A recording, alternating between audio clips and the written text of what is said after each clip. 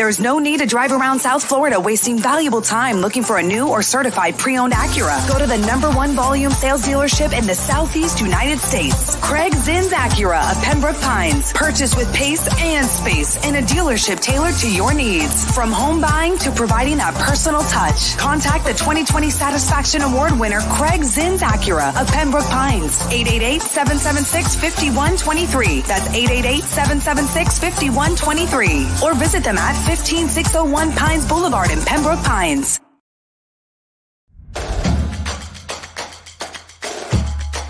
Welcome to Caneswear. New store, new items, same great experience. Family owned and operated since 2010, Caneswear has the latest merchandise from the Miami Hurricanes, Miami Dolphins, Florida Panthers, Inter Miami CF, and more. Come visit us at our store in Davie on University Drive, just south of 595, or online at caneswear.com. Caneswear, the spot Miami fans shop.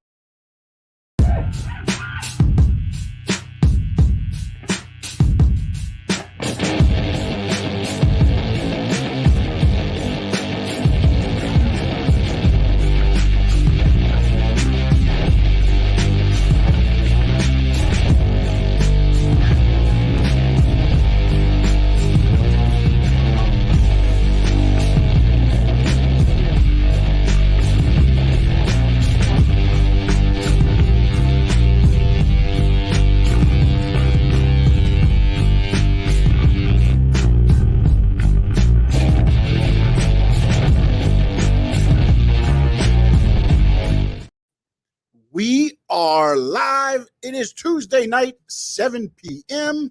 Squared Circle Digest on your screens, I guess, or whatever you're watching us on. This is two channels, possibly. You're watching on the Stanley Media House YouTube channel or the Frankie Fresco YouTube channel.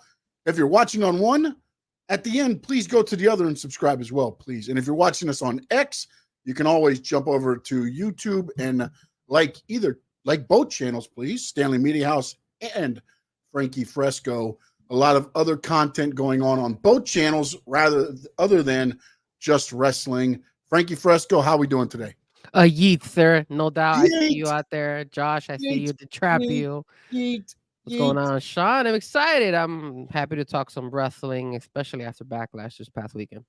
Yeah, let's start there, man. SmackDown, I thought, kicked it off pretty well. You've kind of realized what the Leon crowd was going to be because they kind of took over and just, I think that helped a lot too. And again, I wanted to ask you this.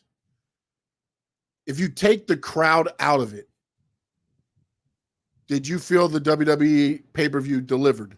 Without the crowd being, what they wore and how everything else, what did you think of the actual in-ring?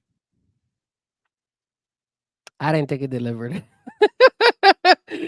I honestly thought that it wasn't that good. I thought the only reason Really? I would see Backlash as a good event was because of the crowd.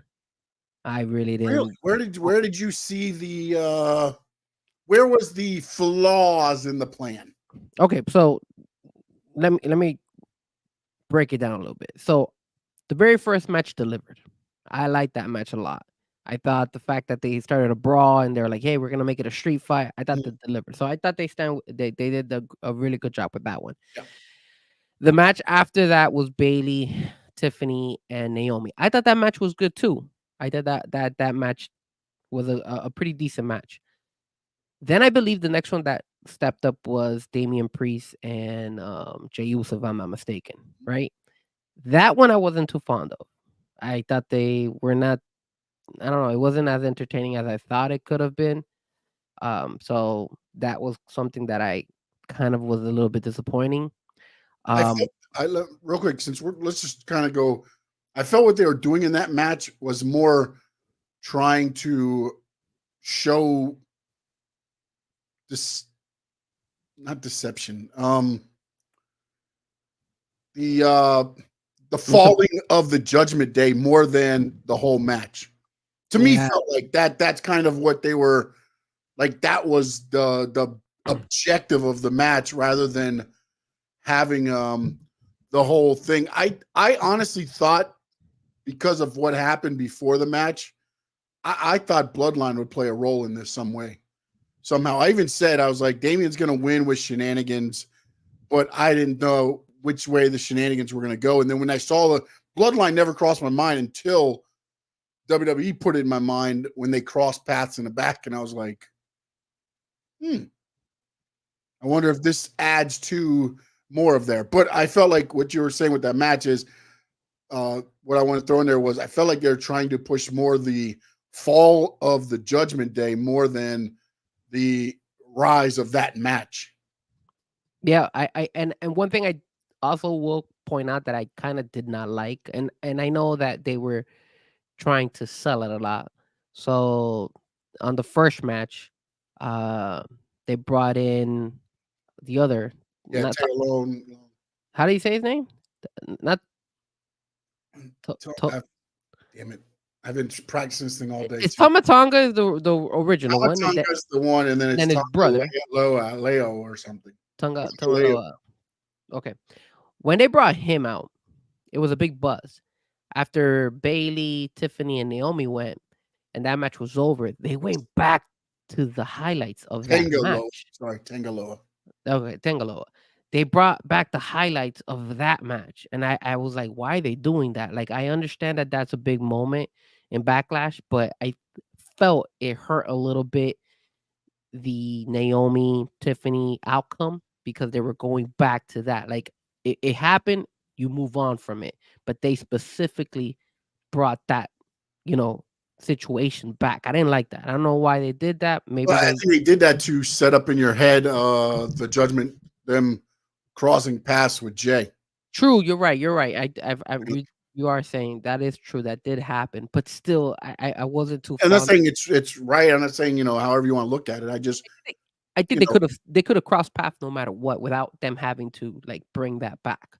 But you're right. I mean, it makes sense if they wanted to do it that way. I just wasn't too fond of it. Yeah, no, okay. I mean, and rightfully so, because I agree with you in a way where you just had that great match, and then the highlight is actually the match before.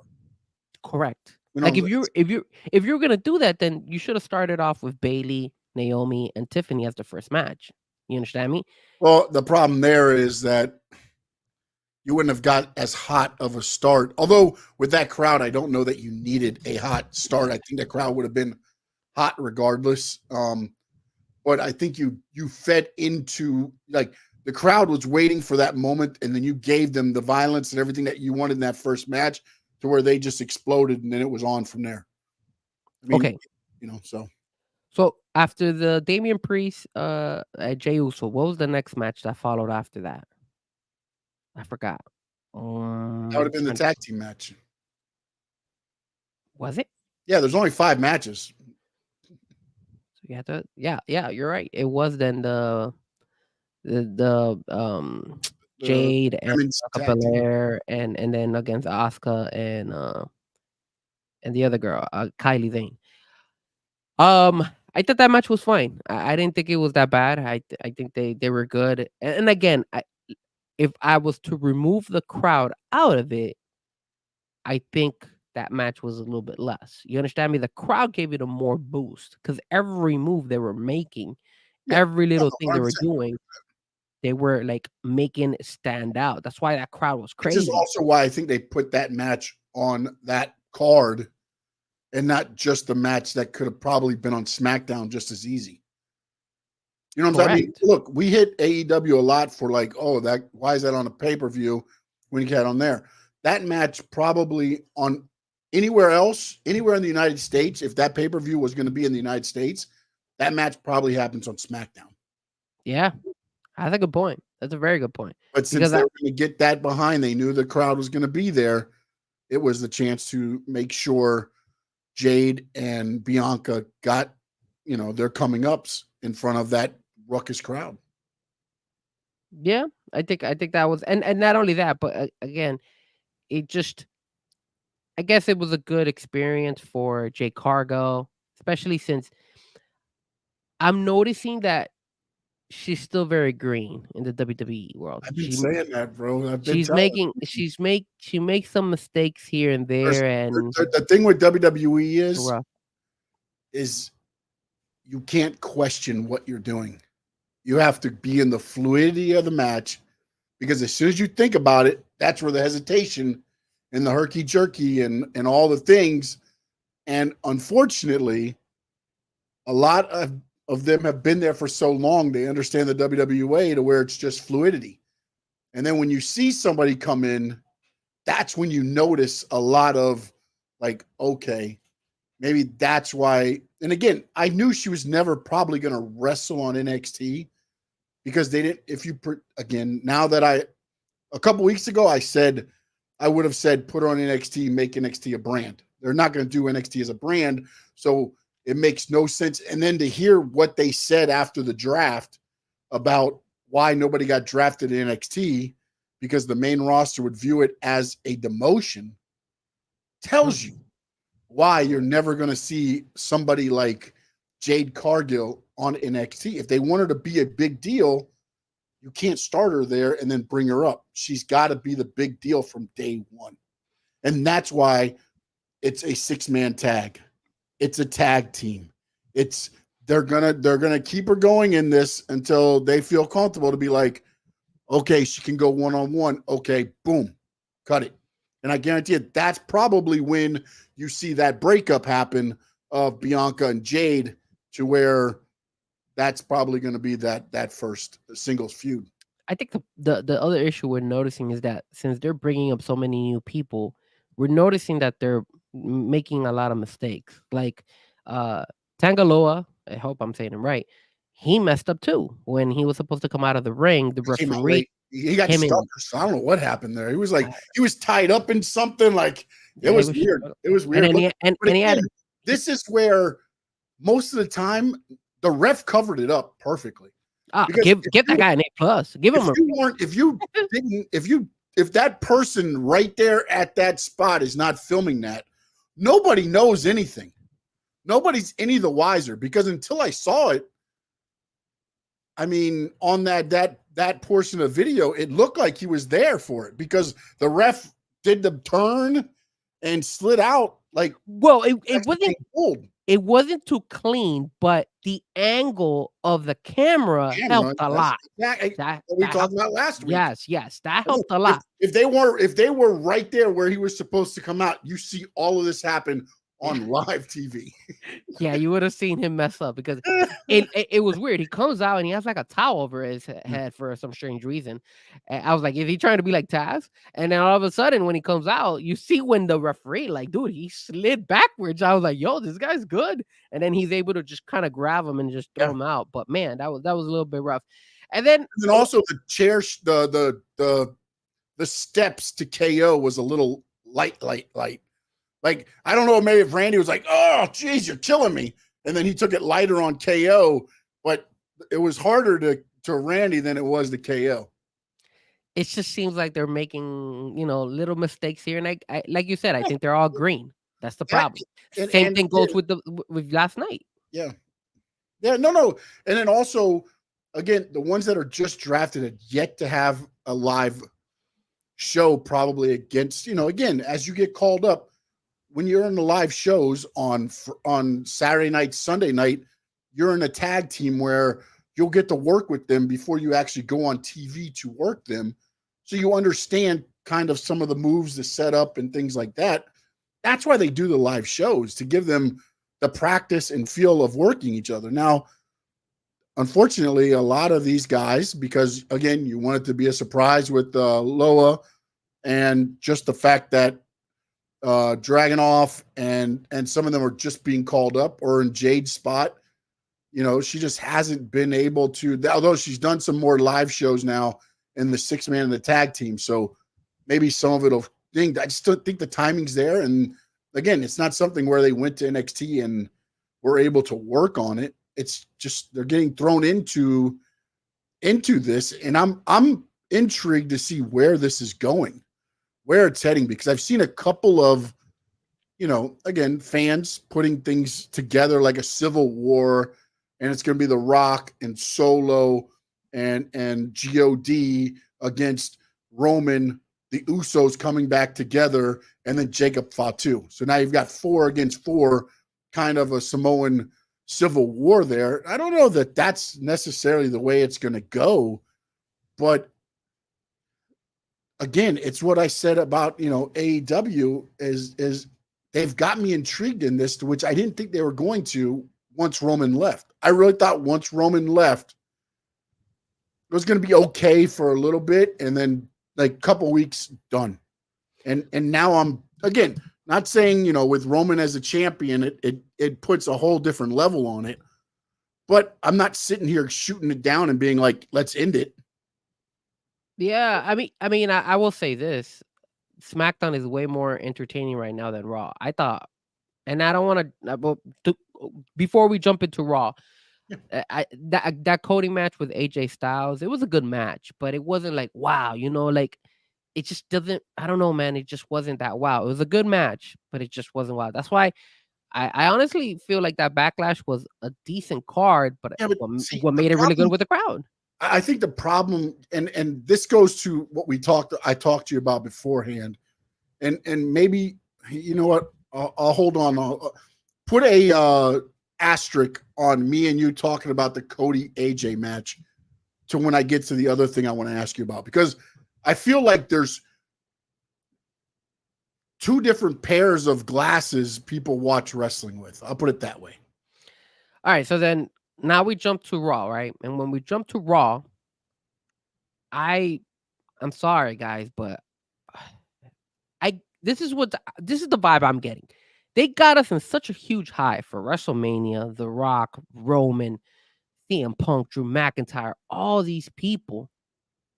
And now Cody, the whole storyline, all this stuff, Undertaker showing up, all these people showing up. And now it seems like it's kind of like falling behind when it comes to the Raw side. Yes, I know CM Punk was there, but you got to also understand that Drew McIntyre got hurt.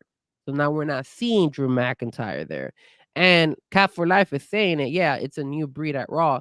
Yeah, that's the other issue. You understand me? A lot of us are starting to see these new people, and we got to get used to them. We're not used to seeing them in Raw. We're not used to seeing them in SmackDown. Like if I had to give a grade for SmackDown yesterday, I'll probably give it a C because it just was. I'm sorry, Raw. My apologies. I gotta give it a C because it just wasn't that entertaining. It was okay. It had its moments. I'm going to go to my question. I'm going to my question right now because this right here is what hits me, because this is the thing. It's 3 hours of TV, right? And I feel like, and actually, you know what? Let me go here and asking anybody in the chat, please. Answering Cat for Life, Josh, no doubt. We see you. My dad, DeTrapio, I think, is in there as well. So we appreciate you guys. Everybody on X, if you want to jump in on the conversation, feel free to throw it in there. All right. So the comment I heard was on X was that somebody said this Dynamite Rampage together feels like I'm watching WWE TV. And the reason it's that way, one, to me, and this is IMO, in my opinion, and Sean Stanley opinion only, is that you've gotten so used to watching AEW give you main event after main event after main event after main event after main event for free, that now that's the way you watch wrestling. And the problem goes to this. AEW has 9 pay-per-views this year. They can't give you everything on free TV this year. They can't. Or you're going to run out of stuff to do by December. This is what WWE does, except for the sweepstakes time, which is from Royal Rumble to WrestleMania. Every year, the road to WrestleMania is exactly what we got.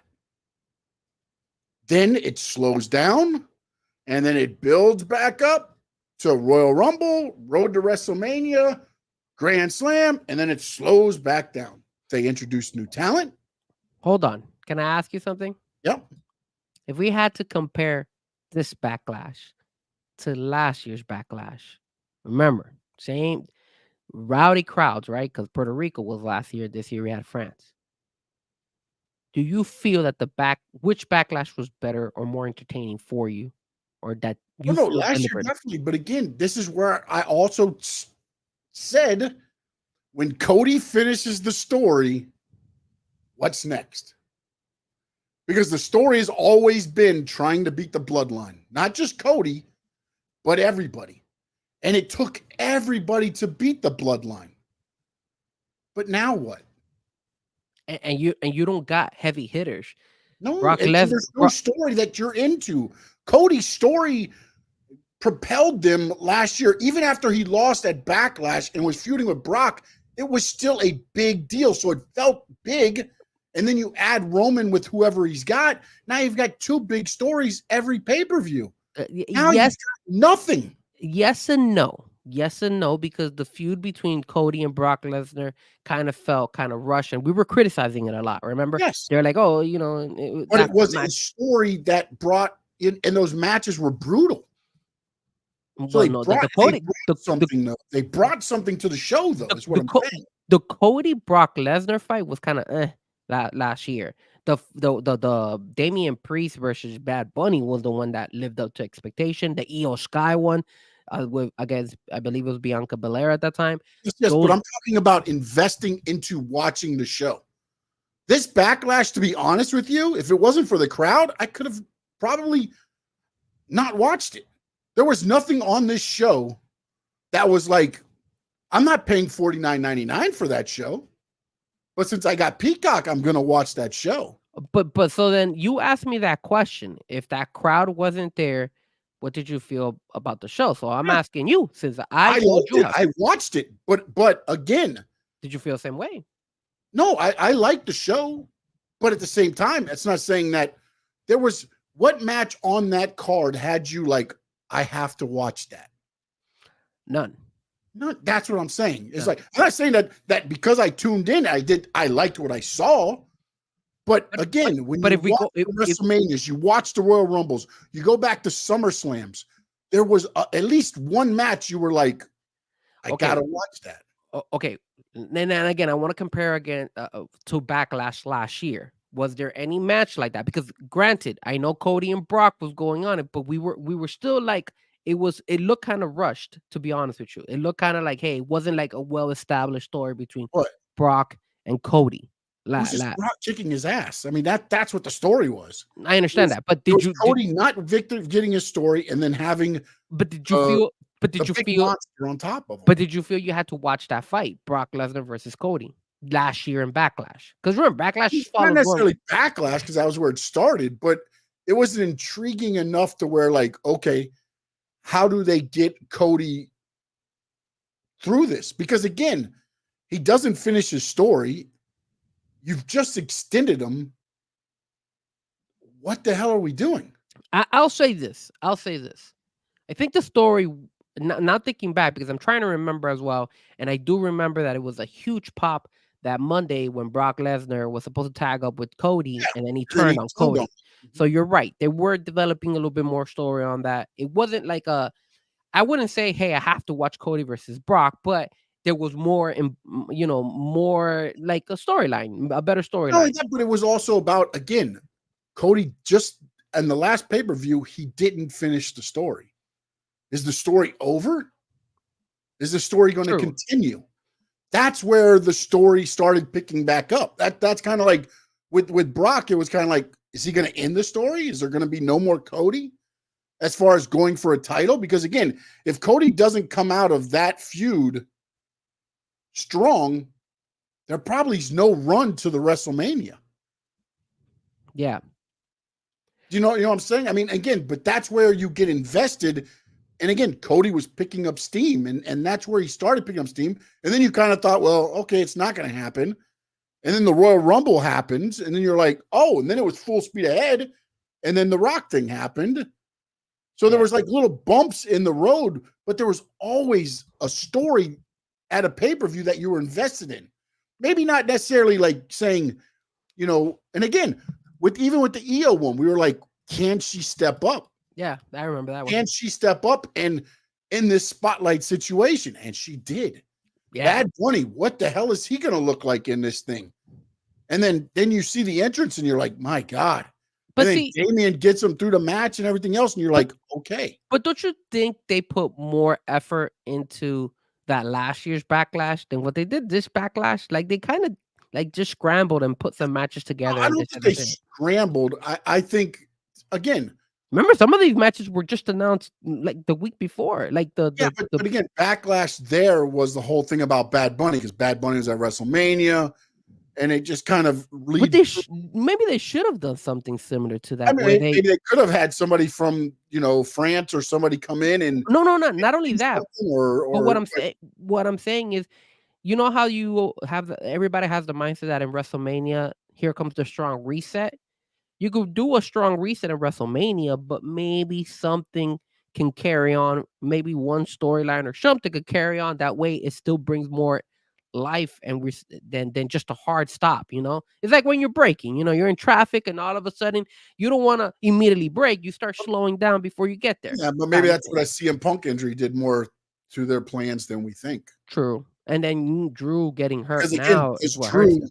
Lose the title. Does the whole Damian Priest thing happen if CM Punk isn't injured, or does it happen later? Do you know what I'm saying? Well, no, I think they had now think about this in France. Keep the storyline going. CM Punk and Drew. If CM Punk is healthy, Drew wins the title. You got Drew versus CM Punk at that pay-per-view at Backlash. You don't think CM Punk and Drew McIntyre would have fought in WrestleMania? No, because you got to get Drew the title, and Seth was the champion. So then you were saying a healthy Punk would sit out WrestleMania? I don't know that he'd sit out. But again, here's the other thing I got to ask. How unhealthy is he if he whipped out the brace? It's the same thing we're talking about when we get to AEW. But how healthy is he that, again, he whipped the brace off and he was hitting him with that arm, swinging the brace. Yes. So how hurt is he? Well, we could actually say the same thing about Drew McIntyre, because look at Drew McIntyre, and no doubt is actually the one saying it. Is Drew actually hurt because that felt like a plot? Yeah. I think he's got a nagging injury, and they're giving him time off instead of saying, okay, let's put him in the King of the Ring tournament that he's not going to win, and put more. Now we keep him off TV, or we just have him there as. Same thing they're doing with Punk. Like, I'm sure. Well, we have always said that WWE has a way to keep these guys relevant when they're hurt. So that I agree with you. Yeah. And I think he does he has a lingering elbow issue. He does. Is it as bad as, we got to pull him out? Probably not. But why? Again, why have him risk it against Finn Balor in a match on Raw when you've just created your own story at the Backlash pay-per-view by Finn Balor costing Jey Uso as part of it? So now you throw him in there, and then now you elevate, again, the Jey Uso Judgment Day. You still keep that going if you need it there. It's still alive.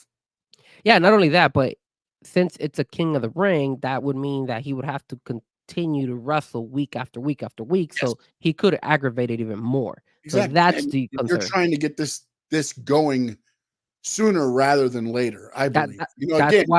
That's why when it came to Seth Rollins, remember, they were slowing down Seth Rollins because he was hurt. Because they're trying to get him to, one, the match with Drew, and then two, to be there for the tag team match, the match with Drew, and then to be there at the finish. And you saw him at the end. He barely got into the ring, and then at the end, he couldn't even go into the ring to celebrate. So, yeah, I mean, he was that. And then I think that's the same kind of thing it did with CM Punk. I'm pretty sure CM Punk may have been able to come earlier, but they're like, hey, they don't want to rush it. CM Punk got 2 hours of TV time before each WrestleMania.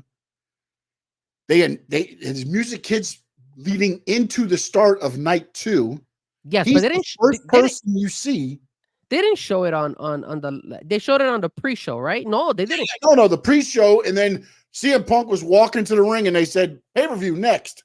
Yeah, but so the crowd got to see it. We didn't see the thing that you see. What do you mean you didn't see it? No, we didn't get to see it. Right, the pay-per-view started and he was already on, like, at the commentator, because they cut it in the between the pre-show and when they If you're watching a pre-show, they were talking about it, and they said coming up next, it's WrestleMania night 2, and then the music hit, and he was coming out, and then they cut it, and then they cut into the open. Yeah, they didn't let him write out the whole entrance, is what I'm saying. No, they got it to do he did his thing. He did his thing at the top, and then he started the long walk, and that's when they went to the thing. Because what are you gonna do? Sit there and watch CM Punk go all the way to the front headsets? I honestly thought that WrestleMania should have started that way. To do. Boom, there you go. Bam. No, because now you get rewarded for watching the pre-show, and then you still have Drew and Seth getting their WrestleMania moments coming out first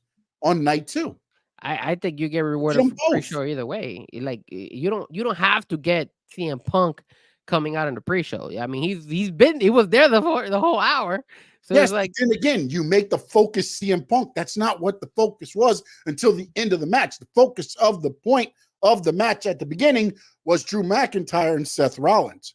You bring out CM Punk and you give him the grandioso entrance, you're already tipping the hat saying, watch CM Punk because something's going to happen. How are you going to say the focus wasn't also on CM Punk? The storyline was driven between Drew McIntyre and CM Punk too. So it's not going to hurt it. It doesn't mean you're putting all the attention on CM Punk and saying, screw Drew McIntyre and Seth. Okay, here we go. Let's get Seth and Drew in the match, then hit his music. Or let's hit his music first, and then hit Drew and Seth. That's their big entrance. It's a WrestleMania entrance. Why am I going to, again? Because he's a special guest commentator. CM Punk at that point is a commentator. You're not introducing Pat McAfee and Michael Cole and Corey Graves before the match, are you? No, because they're the ones who always say the match. Why are you giving that much to a commentator? At that point, CM Punk is a commentator, not a performer.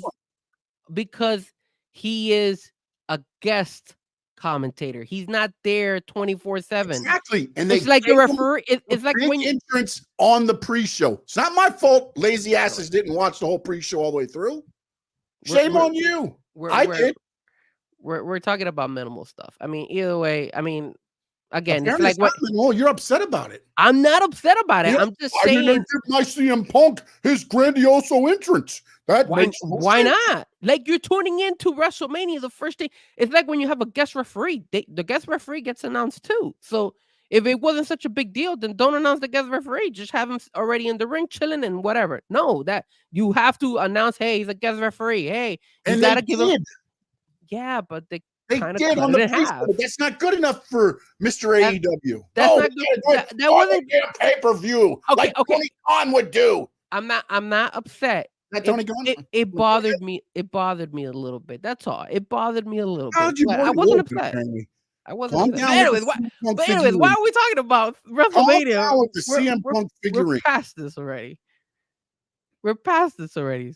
Can we go back to my 3 hours of AEW TV feeling like Raw and?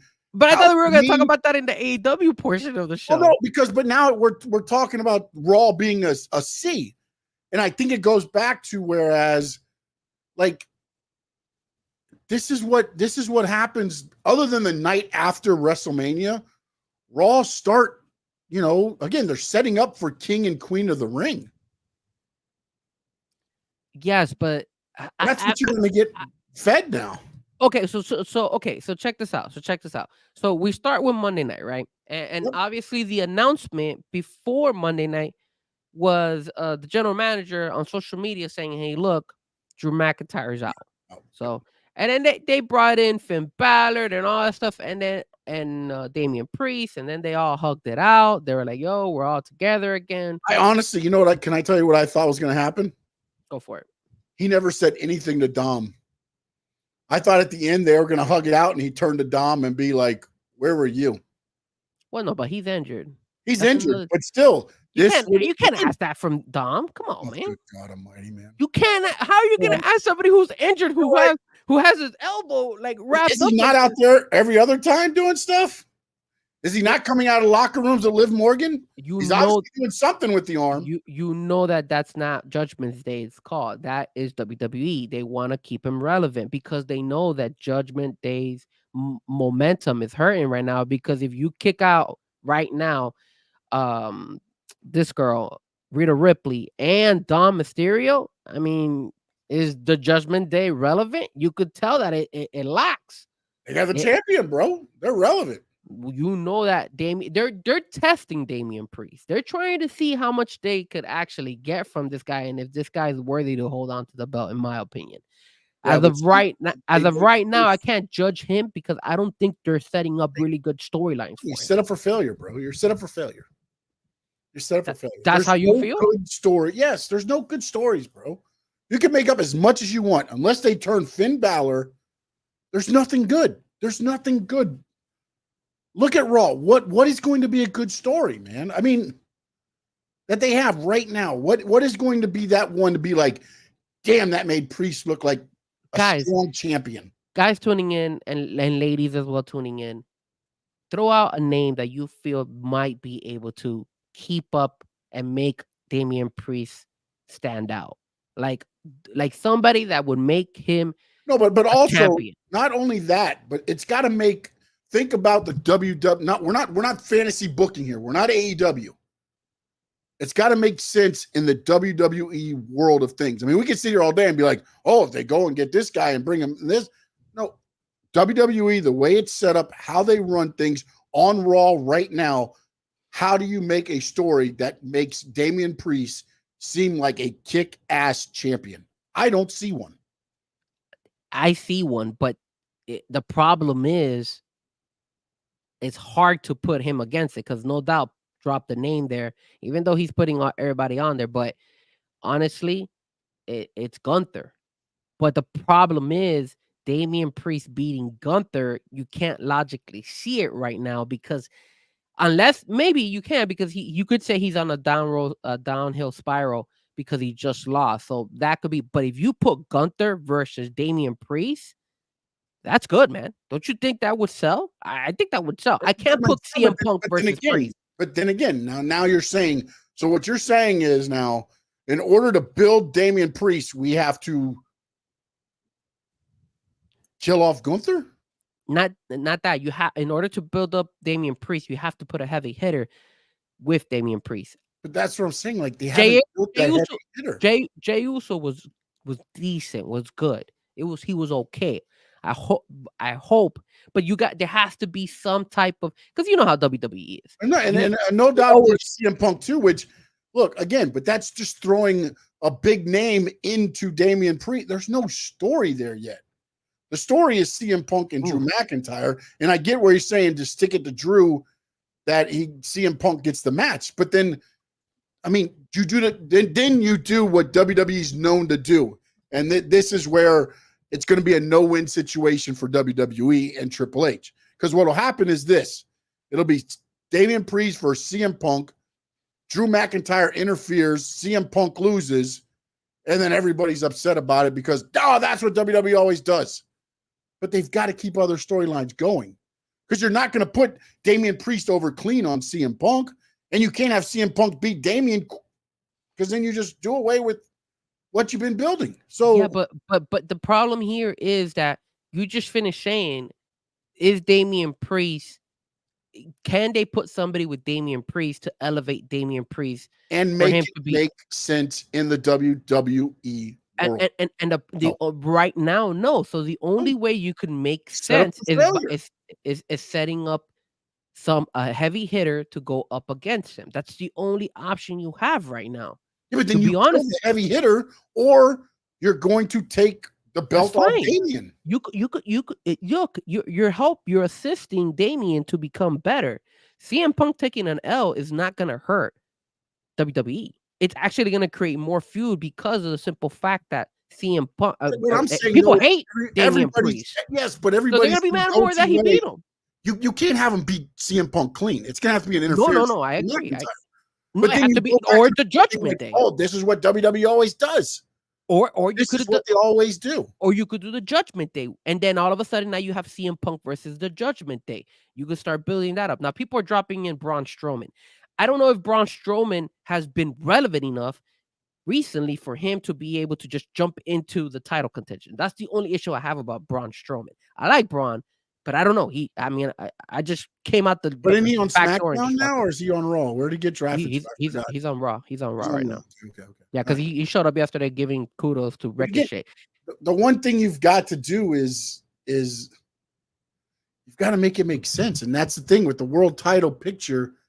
You have to make it make sense in a storyline form. And to me, right now, and I'm not saying that they can't flip the switch and maybe throw something together and make it make sense, but looking at the roster right now, the construction of it, and where Damian Priest is right now, I mean, the King and Queen of the Ring is what, 3 weeks away, 4 weeks away?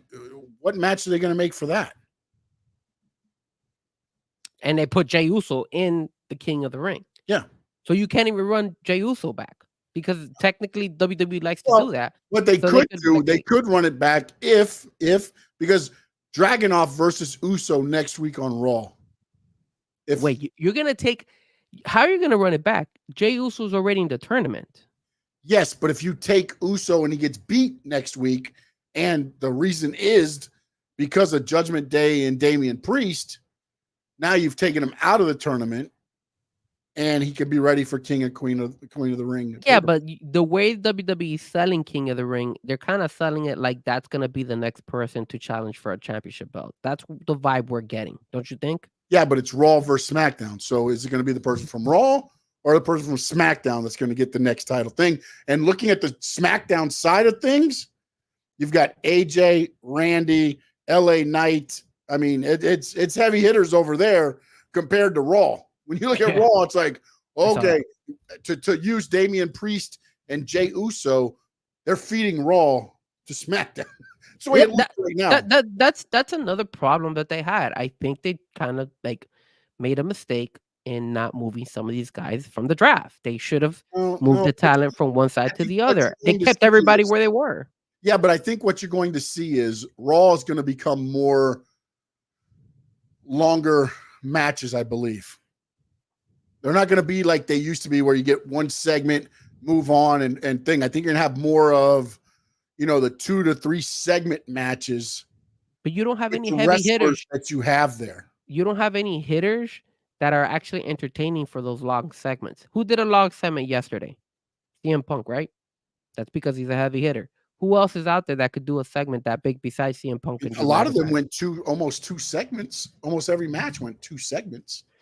Becky Lynch is another one that could carry on a conversation and still kind of be relevant out there with Jey Uso match went 2 segments, 3 segments, almost 3 segments. It went 2, and then at the beginning of the third, it ended, and then went into the next portion of that segment. I mean, again, to me, it looks like you're going to get, because again, SmackDown's going to stay on the on USA, on NBC Universal. And ultimately, Raw's going to Netflix. I think you're going to see more drawn-out wrestling-style matches, and that's why they moved a lot of the guys that, again, minus your, age, because you still have to keep some people there that can do it. But the younger guys, your Ricochets, your, Dragunovs, your, those guys like that, they've kept on Raw. Now, do you think that was the right call to have Dragunov beat Ricochet? Yes, because afterwards Ricochet cut a promo, and I don't know how they're going to work it, but he cut a promo on WWE social media to where he said, "I'm tired of this. You're going to get a new Ricochet." And again, what's funny with Ricochet now is you got 2 versions of Ricochet. You've got the WWE Speed Ricochet on Wednesdays, which is the champion now. Yeah. And then you've got the Ricochet that you're watching on Raw, which is a more developed character. So it's going to be interesting to see how this all works out, because you're getting 2 different, because there's really no way you can. Why is driven into 3-minute matches? Why in God's green earth are they doing that speed thing on social media? Like, I think that's dumb right now. It just to drive people to the social media, man, to watch a wrestling match. I think that's dumb because, like you said, how is it possible that he is the Yeah, but champion and that's again, anything, and look he at the loses the guys Dragon that off on Monday? it's look at the guys they're using though, bro. Yeah, And I it's know that. Ricochet, it's JD McDonough, it's the guys that don't get a lot of, I'm gonna be honest, time I haven't there. tuned in. I haven't tuned into that speed stuff. I I watch have. it if it's there. I mean, again, it's on social media. You can go back and watch it whenever you want. You go to WWE and boom, it's there. It's 2.5 minutes. It's 3 minutes or whatever it is. I didn't. I thought that was kind of messed up. That It's they not supposed to be like a show. Like they don't expect it to have like tons of ratings, which is why they put it on their social media channels. Well, They got tired of everybody saying, "Oh, they don't let Ricochet do his flying stuff. Oh, they don't let Ricochet wrestle as fast as he can. Oh, they don't let this guy do this. Oh, they don't let that guy do that." And they said, "Okay, well, here you go. Stick it up your ass. Watch it on X. There's 3 minutes of nothing but high flying, bouncing off the wall stuff. There you go." They're not going to put it on TV. That WWE does not. No, I hope they don't, because I'm not right now. I'm not a fan. Maybe I'll tune in. I'll take a look at it. That's the AEW stuff because WWE doesn't want. And again, that's another thing that I'm very interested to see how it, because Triple H has gone lenient on a few things, and you're starting to see more hiccups on TV. You are. Now where's that line to say, okay, that's it. We're done with it. Not only that, when is he realizing that he has to make that jump and already like deliver it? Like, for example, Karun is saying Bo Dallason's Uncle Howdy. I'm getting tired of seeing these little Uncle Howdy's signs left and right on SmackDown and Raw. Have the guy already come out or whatnot? Like, if that's the case, see, again, you're that gotta have the result, gotta have it.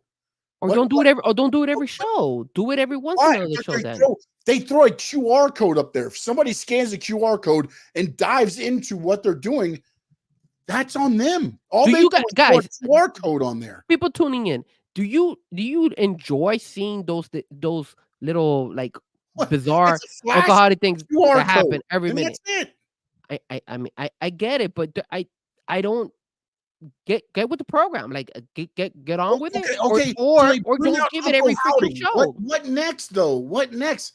Like, again, it's let's throw it out there without a plan. Hey, let's bring in Okada. Let's bring in Will Ospreay. Let's bring in Mercedes Moné. Let's bring in all these people. Let's put the title on Cody. But wait, next? There was a point in time when there was rumors saying that they were gonna bring Bo Dallas as Uncle Howdy. They were gonna bring Braun Strowman. Yes, they were gonna have Braun Strowman went to Raw, right? You didn't see Alexa Bliss get drafted. Yeah, it was Alexa Bliss was gonna be part of it. You didn't see Matt Hardy was gonna be part of it. No, Matt Hardy's going to go back to AEW.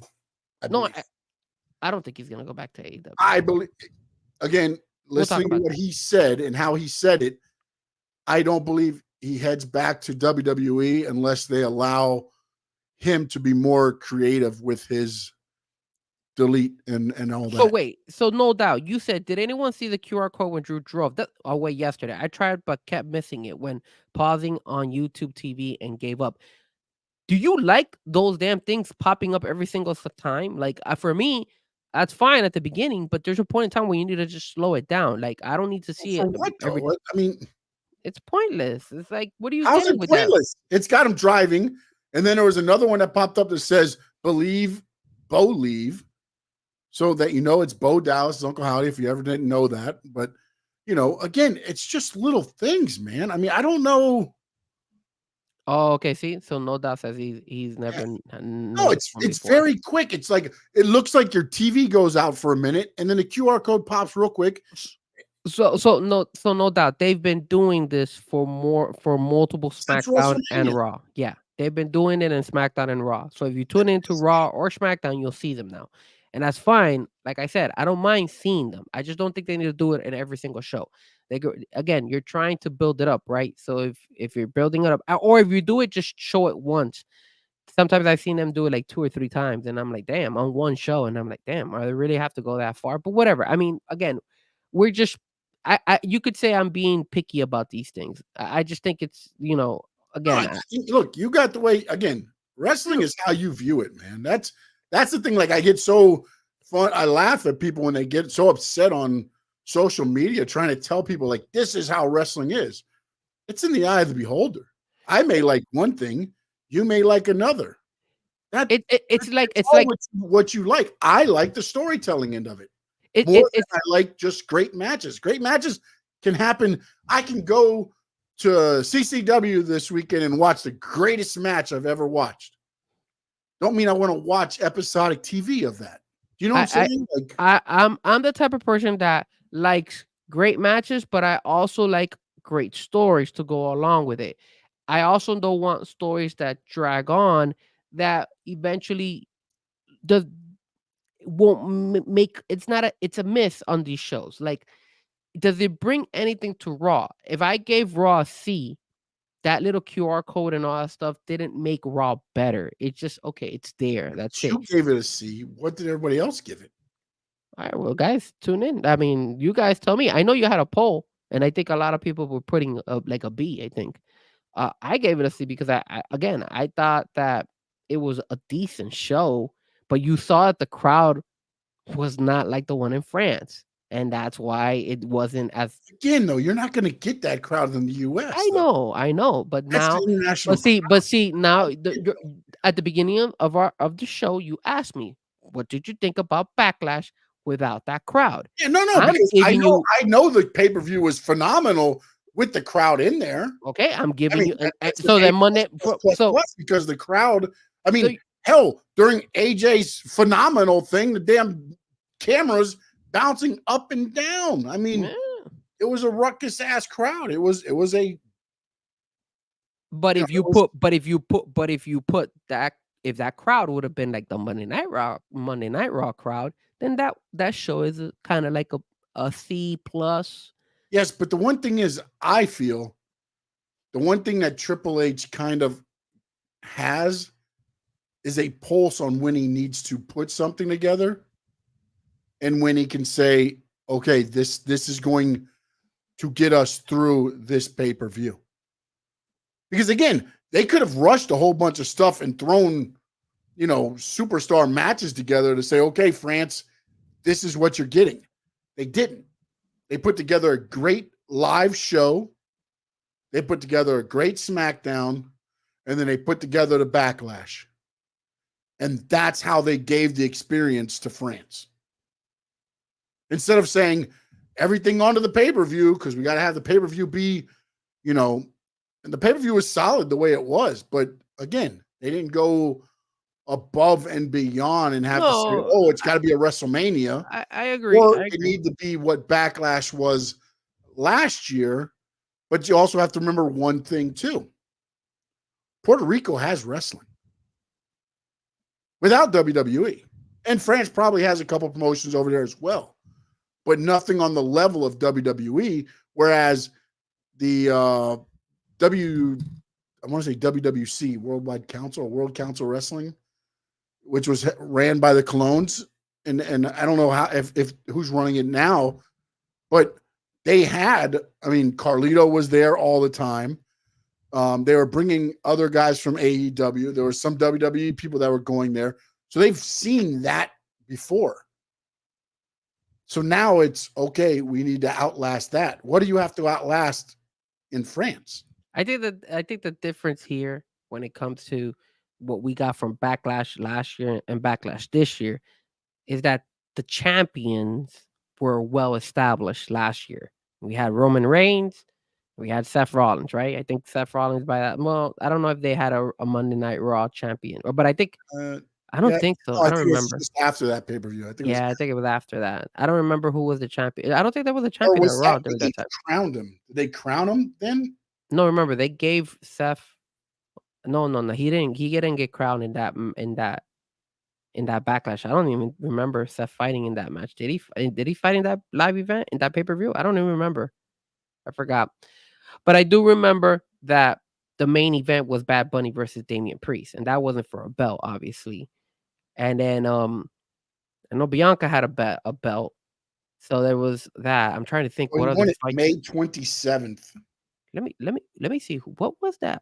What was that 2023 Backlash? I want to see that card because I really want to see match results. Let's see who it was. back in the day, a year ago, which was Puerto Rico. It was Bad Bunny versus Damian Priest. It was Austin Theory, Bobby Lashley, and Bronson Reed for the USA belt. Bianca versus Io for the women's Raw belt. Seth versus Omos. Oh, that's true. He did fight Omos. Cody versus Brock. Rhea Ripley versus Selena. And Matt Riddle, Kevin Owens, and Sami Zayn versus the Usos and Solo Sikoa. So that was the thing. That man, I forgot Matt Riddle was there back in the day. Yeah. So, and I'm looking at this 1, 2, 3, 4, 5, 6. They had 7 matches compared to the 5 that they had this year. Yep. Also, those again, when you say they had 5 this year, I believe 3 were title matches this year. The tag, the women's, the tag, and Cody. Yeah, Cody. Yeah, you're right.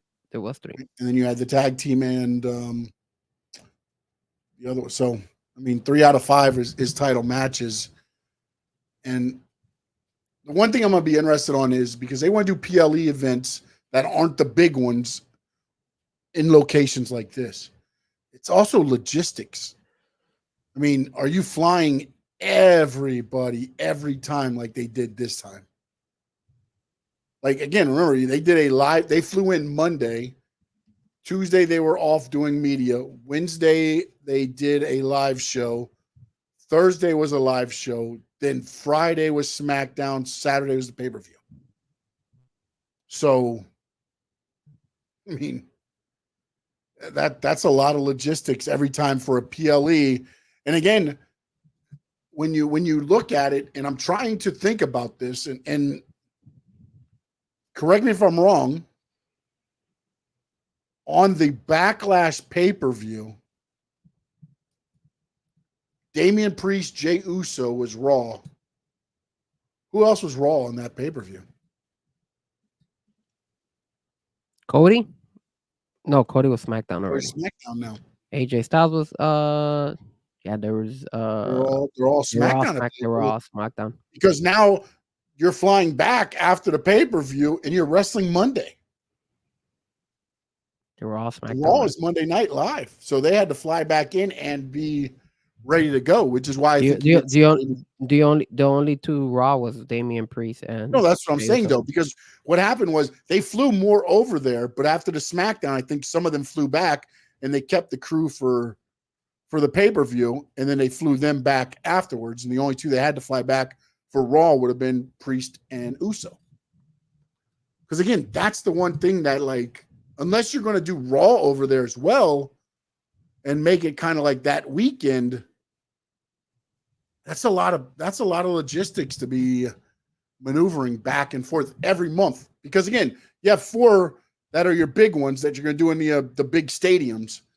Yeah. And then you're saying 7 other, because usually December, depending, usually the last one is Survivor Series near Thanksgiving, and they usually don't do one in December. They did the one in December, but they really haven't done much in December lately. So you're looking at 7 other pay-per-views that you're going to be doing out of the country. I mean, and the next one, King and Queen of the Ring, in Saudi Arabia. Yeah. So you come back from France, you got a couple weeks, and now you're flying to Saudi Arabia. Yeah, it's a lot. I mean, it's a lot of traveling and a lot of maneuvering.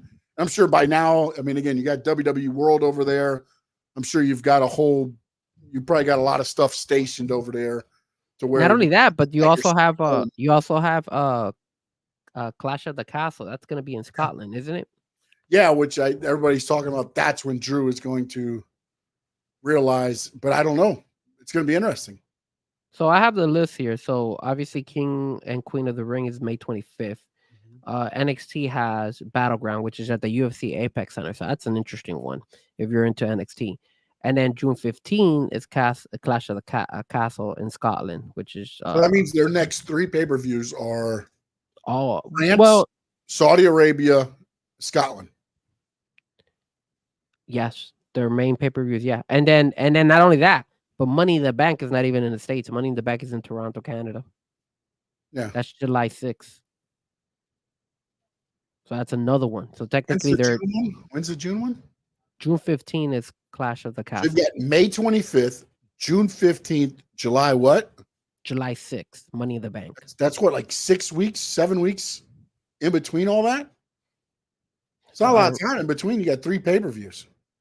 So that's not that much time. And that's heading into That's every month you're having. August would be SummerSlam. And August 3rd is SummerSlam, yes, sir. Which And is then insane. August 31st is Bash in Berlin. Yeah, they're going ham, bro. They're going ham when it comes to these live events. And if they're trying to do it, outside, it's gonna weigh heavy on some of these guys and gals wrestling. Yep. I will say this though. When it comes to the King of the Ring, I obviously they made the right decision. Gunther had to beat Sheamus because they're gonna push Gunther. I wasn't fond of Ilya Dragunov beating Ricochet, and the only reason I wasn't fond about that was because I thought Dragunov, he's too green, and Ricochet was on a winning streak. So I was like, how is it that Dragunov is gonna beat a winning streak Ricochet? Plus, they did mention that he was the Speed champion. So I was like, I think they mentioned it right before they actually had the fight. So I was like, okay, so then maybe Dragunov should go and fight for that Speed belt because he probably beat him as well there. And then on top of that, what happened? Got to beat him in 3 minutes. 3 minutes, all you got. Like I said, I haven't tuned into that much. And then Jey Uso beat Finn Balor, which makes sense. I thought it makes sense for Finn not to move on, but they made the right decision to put Jey Uso as the replacement for Drew McIntyre. And who else are you gonna put, man? Chad Gable? He was versing Bronson Reed to set up the Sami Zayn triple threat Intercontinental title match. He's going to be fighting in the Intercontinental title match at King and Queen of the Ring. Trying to think who else is out there in that Monday Night Raw roster that could have came in. Because if we're only saying Jey Uso, then man, that Monday Night Raw roster for the males is kind of not doing so well, huh? You're telling me that there's nobody out there that could have been better than Jey Uso? This is where I think they've made a mistake. And after thinking about this, I think they might have made a mistake by making the King of the Ring mean something this year. I mean, they're pushing it. Because, again, if you look at it from the Raw side, Gunther's going to win it regardless. I think what you're going to get is you're going to get Dragunov versus Gunther. I don't think you're going to get Dragunov. There's no way Dragunov beats Jey Uso. You think Dragunov is going to beat Jey Uso? Man, if they're pushing... He's not beating him clean, but I believe it pulls Jey Uso out of the tournament. No way. That would suck. And sends up Dragunov against Gunther because if anybody remembers NXT UK, Gunther was kryptonite for Dragunov until Dragunov finally beat Gunther before he got the call up. Maybe. I mean, so it's a good story. There is history and story there to fight for Gunther to move on. Because, again, to me, looking at the Raw side, Gunther's going to the main event. Well, I'm going to tell you. Is going to represent Raw in the King of the Ring. For you guys that don't catch and watch NXT as much, I'm just letting you know, get ready because Dragunov always bleeds. Like, he doesn't bleed like Moxley, but he always bleeds in his matches. It's so annoying. Yeah, because he lays in. He lays in. Yeah, so he's always bleeding, which is annoying. He's always getting popped for real or whatever, and him and Gunther are going to beat the crap out of each other. That's what they did at the NXT takeovers or the UK takeovers or whatever they were called there. They beat, there was one where Gunther's handprint was on Dragunov's chest, and you could see the blood leak. It looked like somebody's blood was leaking from the fingertips because it had busted his chest open that much. Like they were just lighting each other up. Now I have here quarterfinals is Gunther versus the winner of Kofi Kingston versus Rey Mysterio. They moved to a WWE live event because there were so many matches listed for Raw. They had to move that one and the Shayna Baszler to the live events. So the winner of that will take on Gunther on Monday night. Wow. Okay. And then Jey Uso versus Ilya. So when is King Kofi and Rey Mysterio fighting? I just said one of the live events this weekend. I don't know if it's going to be a Friday, a Saturday, or a Sunday. I don't know. Okay. And then on the women's side, we had Io beat Natalia, which makes perfect sense. Yeah. And then you had Lyra Valkyria defeat Dakota Kai. Again, another one where I was like, why? Why in God's green? You just brought Valkyria over from NXT, but Dakota Kai was riding a high off of her. She's been riding a high off of all the publicity she's been getting for freaking WrestleMania. Why are you gonna give Lyra the victor over Dakota Kai? Like, and I know, and her being on Becky's side now, and she's helping Becky in the war with Damage Control, and like it's Damage Control should win. No, damage Io control Sky will win. Huh? Io Sky will win. Everybody else will be the ones that are fed from Damage Control, I believe, is what's happening. Dakota Kai has always been her character. Not saying that she doesn't deserve to get the push. That's what it sounds like. But no, her character doesn't need it, is what I'm saying. That's not what she does. It doesn't hurt her to take a loss. It would hurt Lyra more than it did her to take a loss. How is it going to hurt Lyra if Lyra just came on board? Like, people are just starting to see who she is. Maybe they should have ever put Lyra in the women in the Queen of the Ring. There's bracket. a reason she was put in the Queen of the Ring, because they Yeah. believe that highly of her. They didn't put everybody else that was brought over from NXT in there, did they?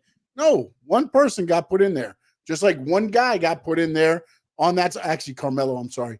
Carmelo is on the men's side. Did they put somebody from SmackDown, NXT? I don't know who was drafted from NXT to SmackDown, women-wise. I don't know who was brought over.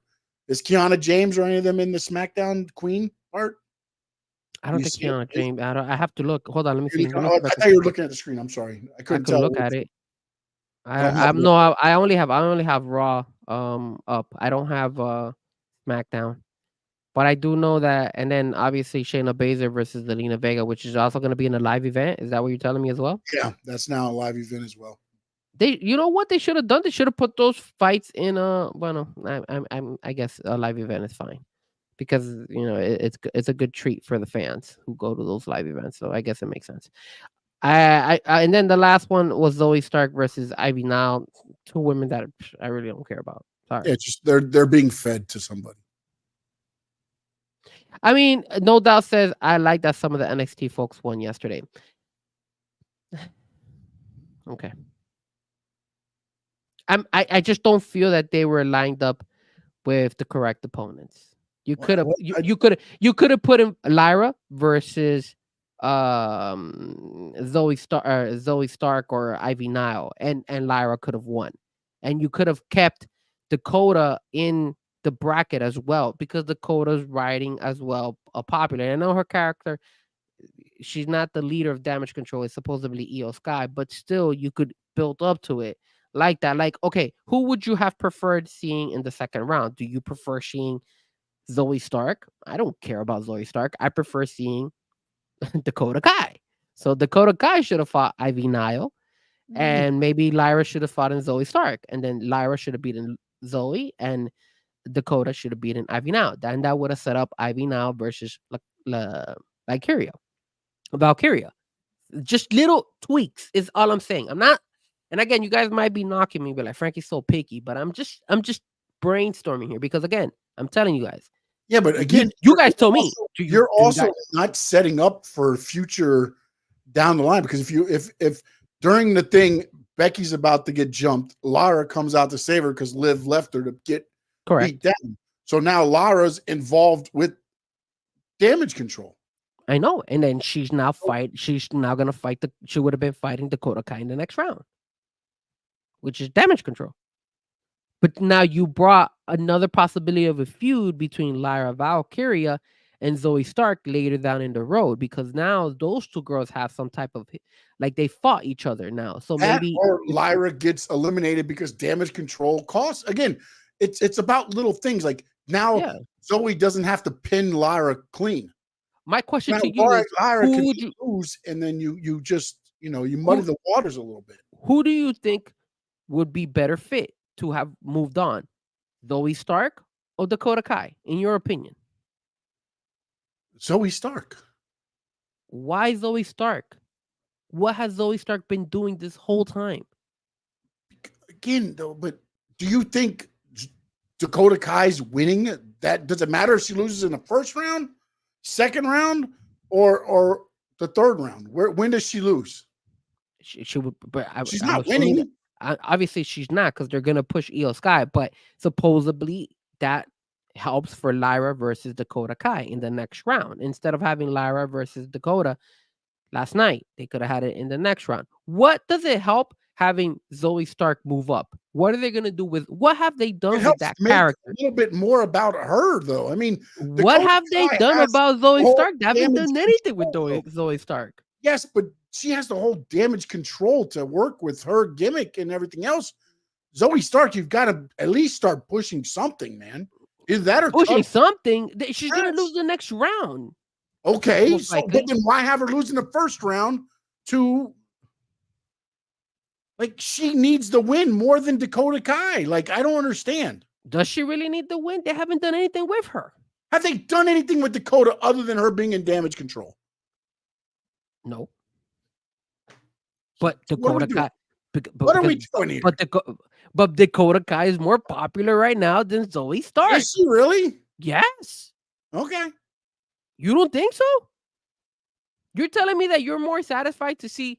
You would have preferred. You prefer seeing Valkyria going up against Zoe Stark in the second round than seeing it in the first round? I would have seen that fight in the first round. That fight was fine in the first round. Second round, it's supposed to get tougher as you move up. It's not. It's supposed to be easier. I feel, and I'll be shocked if Zoe Stark beats Lyra. To be honest with you, I'll be shocked. I'll be like, damn, wow. But maybe then I'll eat my words and be like, okay, maybe they are trying to do something with her. Maybe they're trying to push her or trying to do something new with her, because they left her high and dry. I mean, for the love of God, the only time I saw her ever popped out was like Shayna Baszler. Everyone said, but as a matter of fact, they used Shayna Baszler more in NXT than they've used Zoe Stark. Zoe Stark, to be real honest with you, has been not. She's been, I'm sorry, but kind of irrelevant after the whole Trish Stratus situation. Yeah, no, exactly. So why not give her a win here, and then she's probably not beating Lara, or she beats Lara, and it's because of the sorry, I'm trying to find the Queen of the Ring for SmackDown. I know we're like pulling like strings of hairs here with all this stuff. I know. We're just too picky when it comes to this. But I'll say this, because I see the chat, and I think we should answer some of the questions in the chat. Who do you guys think will be the next challenge for Jade and Bianca for the titles? And then the other one, No Doubt, says, how about Carmelo? I feel like he's going to lose a lot for a while. Now that's one thing. See, that's a guy that came from NXT, and he could lose and it doesn't hurt him, and he's brand new. He's green. Why? That's what I'm saying. Some of these NXT guys don't have to necessarily all win. It was nice to see him, I guess, win in the first round of the King of the Ring, but I think he won the first one, right? Ooh, this is gonna be a good one. Did you find the list? Oh, the SmackDown I did. Queen of the Ring. It's Tiffy Time versus Blair Davenport. Oh, Nia Jax versus Piper Niven. Indy Hartwell versus, is that Chelsea Green? Looks like Chelsea Green against Indy Hartwell, and Naomi versus Candice LeRae. You know, Chelsea Green is actually fighting for the NXT belt tonight, which is pretty cool. And on the guy side, what's the guy side on the SmackDown side? It's Randy Orton against AJ Styles. That's in the King of the Ring? Round. Yeah, first round. Really? I saw it earlier, and now I can't find it. Damn it, This one doesn't have the names. Oh, man. Hold on a second. That is in the first round of the King of the Ring? Holy Hold on crap. a minute. They might have changed it. Hold on. I don't know if this is legit or not here. Okay, I got AJ Styles versus Randy Orton, Baron Corbin versus Carmelo Hayes, LA Knight versus Santos Escobar, and Bobby Lashley versus Tama Tonga. That's what I heard. Where's that from? WrestleZone.com. Okay, I believe that more than I believe this one that I'm looking at, which had some crazy ass stuff. But it wasn't the same as what I saw before. That's why I was like, that's not right. Although that one seemed to be a little bit better. I wouldn't mind seeing it. All right, hold on. Let me work my magic here. Hold on a second. Hold on. That way we could get this settled. Because then, damn, I wish I would have done this earlier. Sorry, guys. But I had it earlier and then I lost it. All right, here it is. Styles, Orton, Corbin, Hayes, Knight, Escobar, Lashley, Tonga. Is that what you said? Yes, sure. But I have something better. Hold on a second. Just because I want to get you upset. Don't do the Braun against somebody. I just saw that one already. No. I'm not gonna do that. I don't care about that. No. I have to show you where is it? Here it is. Okay. So you're gonna bring it up so I can mess up. There you go. Yes, there it is. There we go. All right. There you go, guys. All right. So now you've got Styles, Orton, Corbin, Hayes, Knight, Escobar, Lashley, Tonga. Okay, so you know what? Let's predict these. So Rey Mysterio should be Kofi Kingston. He should. Yeah, I mean, again, if you want to keep going with the Imperium New Day stuff, Kofi and them said a lot of things about Gunther. If you go storyline wise, somehow Kofi wins it and goes against Gunther on Raw. I could see that as well. I could see either one of them moving on. Either one. Who do you got winning though? Kofi. I got Rey Mysterio. Yep. And then on the opposite side, AJ Styles and Randy Orton. I see both of them losing. How the hell are both of them gonna lose if somebody needs to qualify to the next round? Oh no. Then Carmelo Hayes wins and advances because he versus nobody. So he advances to the finals of SmackDown. Carmelo Hayes. Why are you always trying to make these crazy little stories? No, very simple. AJ Styles in a lose streak. Randy Orton's winning that one. Randy moves on. I don't think so. Bloodline, baby. The battle of the two guys that lost over the weekend. I say Randy Orton moves on. And then Carmelo beats Corbin. I take AJ Styles. It could go either way, but I got Randy. I think Randy moves on. Yeah. Carmelo versus Corbin. I say Carmelo wins. Yeah, Carmelo. I got Carmelo beating Corbin. LA Knight versus Santos Escobar. That's a tricky one, man. I like LA Knight a lot, but Escobar is a sneaky pick there. He's a sneaky pick. Yeah, but I think it's got to be LA Knight. LA Knight, he's LA Knight. LA Knight. All right. You know what? You know me. My show on Wednesdays is based on Let Me Talk to You. I can't go against LA Knight. I'll go LA Knight too. Then Lashley versus Tama Tonga. Ooh, that's an interesting one because you don't want Tama Tonga to actually take a seat back. Can I tell you what's going to happen in this? Can I tell you? That first match, Randy Orton they're going to kick off SmackDown. Styles versus Orton. Bloodline is going to interfere, cost Randy Orton. Randy Orton's going to get the revenge and cost Tama Tonga. So it's going to be Lashley moving on against LA Knight. Not a bad idea. I think it's a good idea. I think it's going to be I think Tama Tonga is going to win, but just because these people, Bloodline gets involved and messes with Lashley. So Lashley loses. Gets involved, but I think Randy Orton gets the final say because they're going to cost him. So that's the way I'll go with it. You're going to go the other way. You think Bloodline's going to help Tonga? Yeah. I think Tama Tonga is going to come in because I think the best route. Because let me ask you this, and I'm not too sure about this, but once they come to the final, is that going to be televised on a Raw SmackDown, or is that going to be in one of the live events in the King of the Ring? The King of the Ring final is at the Saudi Arabia event. PLE. Okay, and the semifinals is that those are on Raw and SmackDown. Oh, okay. So only one of them. So the only match is the finals that gets to the PLE. Okay. Yeah, it makes sense because it is King of the Ring. My bad, guys.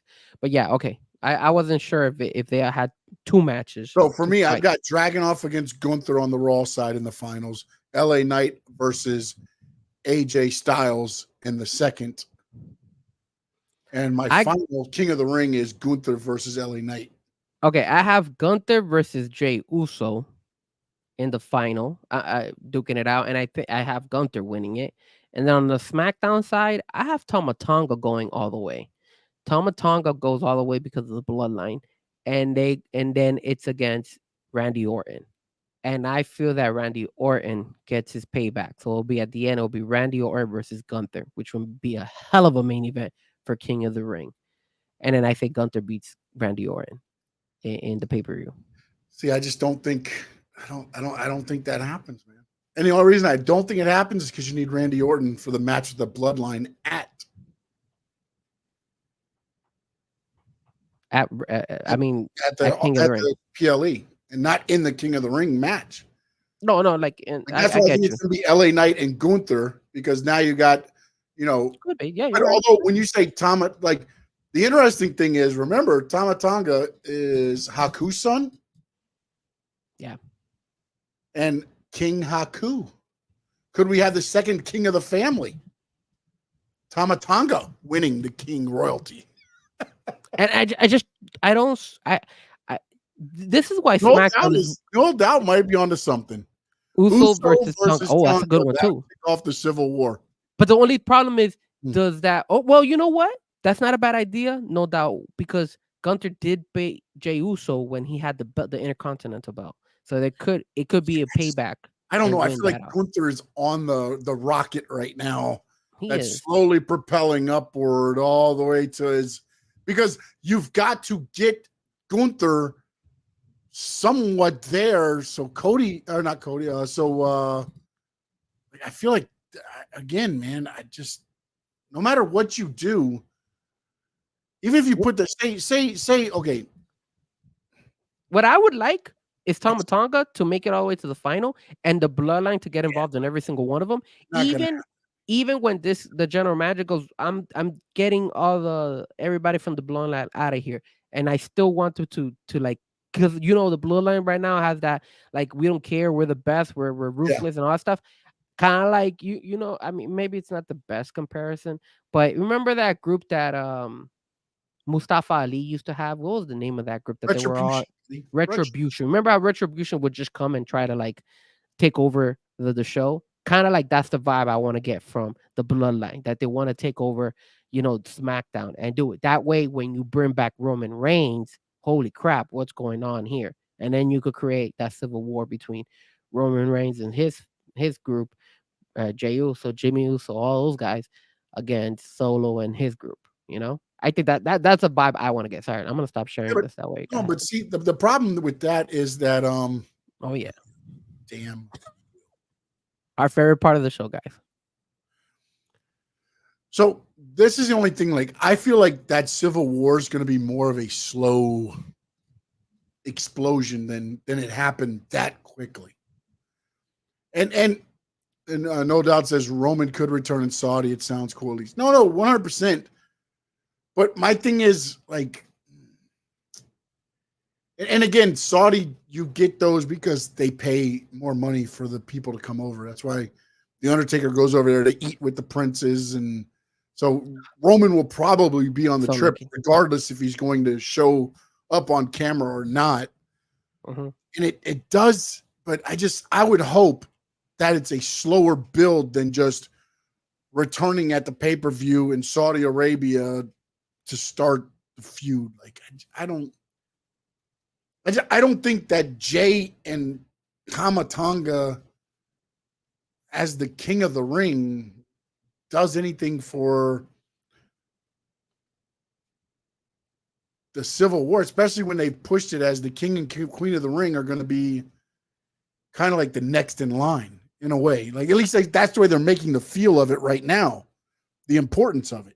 I feel that takes away that importance, because now whoever wins that is ultimately going to be in the Civil War probably for the next umpteen months. Yep. Which is why I think Gunther, to me, again, going off of how they're trying to make it feel like they're the next thing, Gunther, LA Knight to me, because then either way you go, either you can bring LA Knight, up more, and then Gunther becomes that guy for Raw. But then again, if you have Damian Priest as the champion, you're probably not going to have heel versus heel for the title. So I don't know. There's a lot happening because again, when is the Castle match? The Castle is what, June, July? Clash at the Castle is June 15th. So June 15th. You're talking about a month and 8 days was the PLE. They said Drew McIntyre would probably win the title in front of his home fans. Do you think he's gonna win that title in front of his home fans? At this point right now, I don't think so. No, I don't think so either. Now, I know we've been talking for almost an hour and a half on WWE, but let me ask you this before we have to jump ship on the AEW side. I know there's not that much to talk about in the AEW side. It's a little bit, but here and there. But a couple of side things that I did want to ask you. Well, you know what? I'll hold off on one of the topics from the AEW. Is it kind of like WWE, AEW related, both of them? So, but my question to you is, out of last night's show, right? Gunther versus Sheamus. You had the whole Becky Lynch, Liv Morgan portion. Obviously, there's some cryptic stuff. You saw Liv put on her social media photo of her, and she had like the little tail end of Judgment Day on one of her pockets, and people caught that out as well. Obviously, you had the whole Damian Priest. Like you said, I mean, maybe you're seeing something that we're not.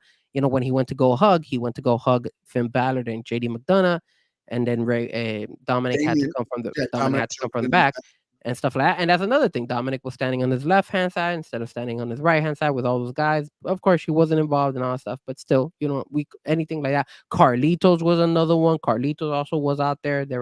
He was like talking and all that stuff. And Damian Priest was like, "What's going on here?" and all that stuff. That segment with Carlitos also was there. Obviously, you had the Chad Gable situation. Somebody mentioned it in the chat earlier, where Chad Gable was like yelling and saying stuff for Alpha Academy while CM Punk was coming out and all that stuff. And then obviously you had the main event. What was your favorite part of the show? What do you think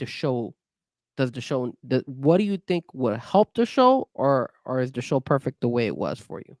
I mean, it's never perfect. Don't get me wrong here. But I like, and again, and people are gonna whatever, because I'm not WWE, I'm not AEW, I love pro wrestling. But I love the storytelling aspect that WWE does. Whether they mean to or they luck into it somehow, the little nuggets they drop on their shows. Again, you ask me the same question, when Vince was running this, and you're getting a complete different answer. But I feel like right now, I won't say they're hitting on all cylinders, but I feel like they're doing a good enough job building to their next PLE. And again, this isn't one of the big main fours, so the build is a little different than, per se, going to SummerSlam or Royal Rumble or Survivor Series or, of course, WrestleMania. There's a little bit of a slower feeling out process to me that WWE does to try to see, okay, let's put this person out there and see what the response is. Okay, we didn't get the response we thought we were going to get. Okay, let's shelf them for this time. We'll try it again in a couple pay-per-views. That's what I feel like you're getting with this King of the Ring. It's like, okay, let's see how Dragunov does kind of getting in the deep end. Okay, let's see how Davenport does getting in the deep end. Lara Valkyrie in the deep end. Zoe Stark. Let's see if we can get her rebooted back up. And again, if something does catch fire organically, then you start that fire. You start, breathing the fire to where it starts going up. Hence, Sami Zayn. Hence, the way they did the bloodline angle with Sami Zayn and things like that. Again, they didn't know what they were going to do with Sami Zayn. Boom, it caught fire and it went on. The reason I say, and before we were talking about Dakota Kai, is she's always going to have that reaction because she's in damage control. Zoe Stark is by herself. There's no life vest for her. There's no, life vest for Lyra Valkyrie right now, although they put her with Becky a little bit last night and things like that. So to me, in a show, was it a perfect show? No. But did it accomplish what they needed to accomplish, setting up for the King and the Queen of the Ring? I believe yes. Because again, you're not making per se main event stars in round one. Now, as it advances through, you might see a more, again, if Dragunov beats Jey Uso, on the next Raw, I guarantee you that match happens between hour 1 and hour 2, so that hour 3, you're kind of seeing Dragunov in the back getting ready to take on Gunther for the following week or something like that. Like, you're going to see more of Dragunov, just the same as you'll see more of Valkyrie as they advance, or more of, Zoe Stark as they advance, and they see that, okay, they're resonating. Let's give them a little bit more to feed on. Whereas on the SmackDown side of things, I mean, hell, I think Tonga's the one that has the worst as far as WWE, who knows who. Everybody else is already established. I mean, yeah, Corbin's been in NXT, Hayes has been in NXT, but they're established on the NXT brand. Tonga's coming from, he's had the PLE in a live show, and now he's there. So to answer your question, it wasn't perfect, but to me, I feel they accomplished what they were trying to accomplish by doing the first round of the tournament and dabbing their toe to see, okay, Zoe Stark, sink or swim in a little bit. Lyra Valkyrie, sink or swim. Because again, as I said, they have no life vest. They're on their own. Dakota Kai can rely back to damage control. If they need it, they can always pull out Dakota Kai in damage control, and they're there. It's just like Natalya. If you need somebody to have a good match because they've been on a little bit of a rough slide, put them with Natalya. Bring them up. Okay. I agree with some of the stuff you say, but I thought it was a decent show. Maybe some changes here and there, but that's all. But you guys already heard me say it. No. And again, as we say, it's all, we could put 5 of us in a room. We could all jump on a live stream right after, and probably all 5 of us have a different way of viewing what we saw. Yeah. That is what I love about pro wrestling, is I could sit right beside you and we could see 2 different things happen. Could. Yes, absolutely. Because of how you interpret what you saw. That is the art form of wrestling in a nutshell. Yep, absolutely. Doesn't have to always be right or wrong or pro or no, man. I just love this shit.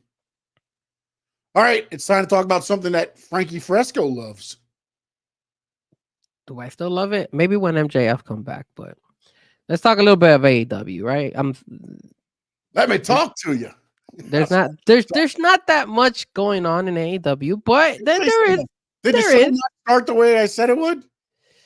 All right, so did the show not start the way I said it would? Let's go back to your question. Did AEW Dynamite and Rampage, that 3-hour show, seem like a Monday Night Raw show? And to be honest with you, it did. And I don't know about you, I liked it. I thought it was a lot better than having Rampage on Friday. As a matter of fact, I always said I think they should go to 3 hours. Although I don't like the way they pattern everything. True. I don't like here's Dynamite for 2 hours and then we give you Rampage right after. But we're not going to go through the times. So Rampage will actually start 15 minutes later because Kenny Omega is ending Dynamite and going to the hospital to start Rampage. Just make it a 3-hour special. That's just me, man, because I feel like you take away from, and then if I'm there live, like I just saw. It's a lot of wrestling. I just saw, dude, it's like I saw the what I need to see. Why am I going to sit and watch the rest of this now? There's nothing that's going to catch my attention after. That's my only. And again, I've always said that inside the ropes, AEW kicks ass, man. Are there botches? Yes, but that happens everywhere. You know what you said is true. I do agree with you with that because obviously on the Rampage show, it was Jay White versus I believe it was Dante Martin. I don't know. I think that was the one that led up to the show, and then obviously Sky Blue, with Willow Nightingale. I think that was the one that closed it out. Those are matches that you would not close a show with. Obviously, those would be matches that would probably start or be somewhere in the middle. You need because what happens here is that, like you said, Dynamite is so good, you end Dynamite on a high note, but then you fall back because you're giving not the same type of quality on the Rampage side. And not to disrespect the wrestlers, but obviously the momentum of the character, like who's selling, which Not only character that, are you invested in right now? You've been to AEW, not to cut you off, but to cut you off. The show started like 7 for Ring of Honor tapings. Then they do the live Dynamite. Then sometimes they'll record a Rampage or maybe more Ring of Honor. Like it's a lot for a crowd to be up for and down for and up for. Because again, in wrestling, it's a roller coaster ride you should be taking. And like the one thing I did like about what they did this week was one, they listened to me and they started to show the way I thought they should. Tony Khan being in Jacksonville talking, and then Tony, we got problems and we got it handled here because we're the EVPs and we signed ironclad contracts and all that. I like that. The one thing, and although they did some things where like I forgot what the one was they were talking. I like the Okada one-on-one with Kenny Omega before. No, I love that, but there was one thing I thought there should have been more involvement as far as making people's lives like hell. Whereas there was one where they were talking and then Renee, I think, gets a text and it was like, oh, the Young Bucks said I'm doing a great job, but we need to wrap this up or something. Yeah, they could have done that. Yeah. I forgot who they were talking with. They did it once, throughout, but I thought they could have done more. Like with them, like let them run. Like DX took over Raw back in the day. It just ran crazy, ran amok. Not only that, but then not only that, they could have put in like stipulation on matches and stuff like that too. Like they'll go in and be like, they see the fight, they come out and they're like, wait, this match is too boring. Let's go ahead and make it a street fight or something different. That I think they did that with one of the title match. The title match, was there a title match or something? Well, I know that they changed the rules on one of the matches. I can't remember which one it was. I know that Christian. It was the Edge one. It was Edge against Buddy Murphy, I believe. They went and they changed it. Yeah, they made it they did something in it. Like they were like, oh, we need to make it a different thing. So it's house rules or something. I think they changed it to like a house rules type match and all that. And then they did some things like little things, but I just thought they could make again and again, maybe it's a slow build because ultimately I believe Kenny Omega is coming back because if he's not taking a chair shot to the gut. He's not doing a lot of things. If you got diverticulitis and trust me, you're not taking shots unless you're cleared. I'm sorry to say that. Now, is he ready to be Kenny Omega in the ring again? That's probably a ways off. And now all of a sudden, tomorrow night, believe it or not, there's now a special announcement from Kenny Omega. So you know what Tony Khan realized? Because he's hurt, he can't make the announcement. So he's gonna tell Kenny Omega to make the announcement. Kenny Omega making the announcement. Makes perfect. I just thought again, and maybe now and again, WWE has me intrigued with this, just like they got me intrigued. But they're probably gonna lose me this week because it's Orange Cassidy against Trent Beretta. Again, they've got. Why would you put that fight on Wednesday? Hopefully something happens to where they don't. But it's like. That's the one that you could build up. To me, you could build further and further to where it gets to the pay-per-view, and then you want to see it. Yep. 100%. So that's the thing there. And then, and as I said, maybe it's a slow build to see who the else, because Tony Khan was asked on a podcast, are you going to wrestle? And he's like, look, our thing is AEW is where the best wrestle. I'm not the best to wrestle. So there's other people that are the best to wrestle. So obviously he's going to put a team together, I'm guessing, to go against the elite. obviously Kenny Omega is going to be one. I'm thinking maybe Hangman Page comes back and they team up Kenny and Hangman again to be number 2. Good. And then you kind of redo Hangman Page from that whole fiasco that was him and Swerve and drinking blood and everything else. You can at least do there. Now who the other 2 will be, I don't know. One, I guess, would make sense would be Darby if he doesn't get hit by buses anymore. I think he's still too injured. Oh, no, I think right now he is too injured. But again, because I'm trying to think like, okay, Jack Perry, he's a pillar, right? A pillar. So now you bring in another pillar, I guess would be the only one you have left. Chris Jericho. Yeah, right. He's going to be with the Elite, right? That's where you want him, with the Elite. I want him with the I Elite. want him off TV for a while. But now they're putting him with Big Bill. Just stuff the you know who you bring back? I think he's probably about to be cleared. Ricky Stark. Bring him back. But Ricky was such a good heel. But I believe Santana let us know who the other person was that's in talks. That's what I'm going to say. Remember, he said it's more than Cody. There's one more. And everybody thought it was MJF. I think it's Ricky Starks. I wouldn't be surprised. He was over there at WrestleMania with Dustin. Dustin. Yeah, Dustin Rhodes. So now I will say this. I was happy that they brought and they put Christian versus Swerve. I'm happy it's somebody different and not like they didn't just throw somebody out there. Like it makes sense. The whole he attacked my son and left him laying in his own blood. Like at least they're making things work. Again, there wasn't going to be a home run. It's the same situation, I believe, that WWE's in with Cody and Damian. Like they haven't built anybody else up to be that person. So you've got to find they related it. That related it. No, exactly. That's what I'm saying. At least they made it a story to kind of go with it. I don't know that they needed to touch so quickly, man. Like I feel like they always do that. They just rush it sometimes. Like if he just leaned in or something and whispered something in his ear, even if it was like, I honestly thought he was not going to say anything, but then he started talking. I thought it would have been better if he would have just leaned into his son and said, and just into Swerve's ear. They all get in the ring. He just walks up to Swerve and says, I'm going to do this for my son, and leaves. And everybody just gets back out of the ring and leaves. And then in the next show, you actually have maybe Christian breaking into Swerve Strickland's house or something. Like you can make it work. It's just I feel like they rush so much of why do you have to have contact so quickly? And then now you've got all this time to figure. I get it. You've got Luchasaurus. You've got, Kill Switch. You've got, Nick Wayne. You've got guys to where Carmelo can fight them. Or Carmelo. I'm reading, how about Carmelo? I meant to say Swerve. I was reading No Doubt's comment up there. So you've got Swerve, but again, he's your champion. And I get it. We're the best wrestle.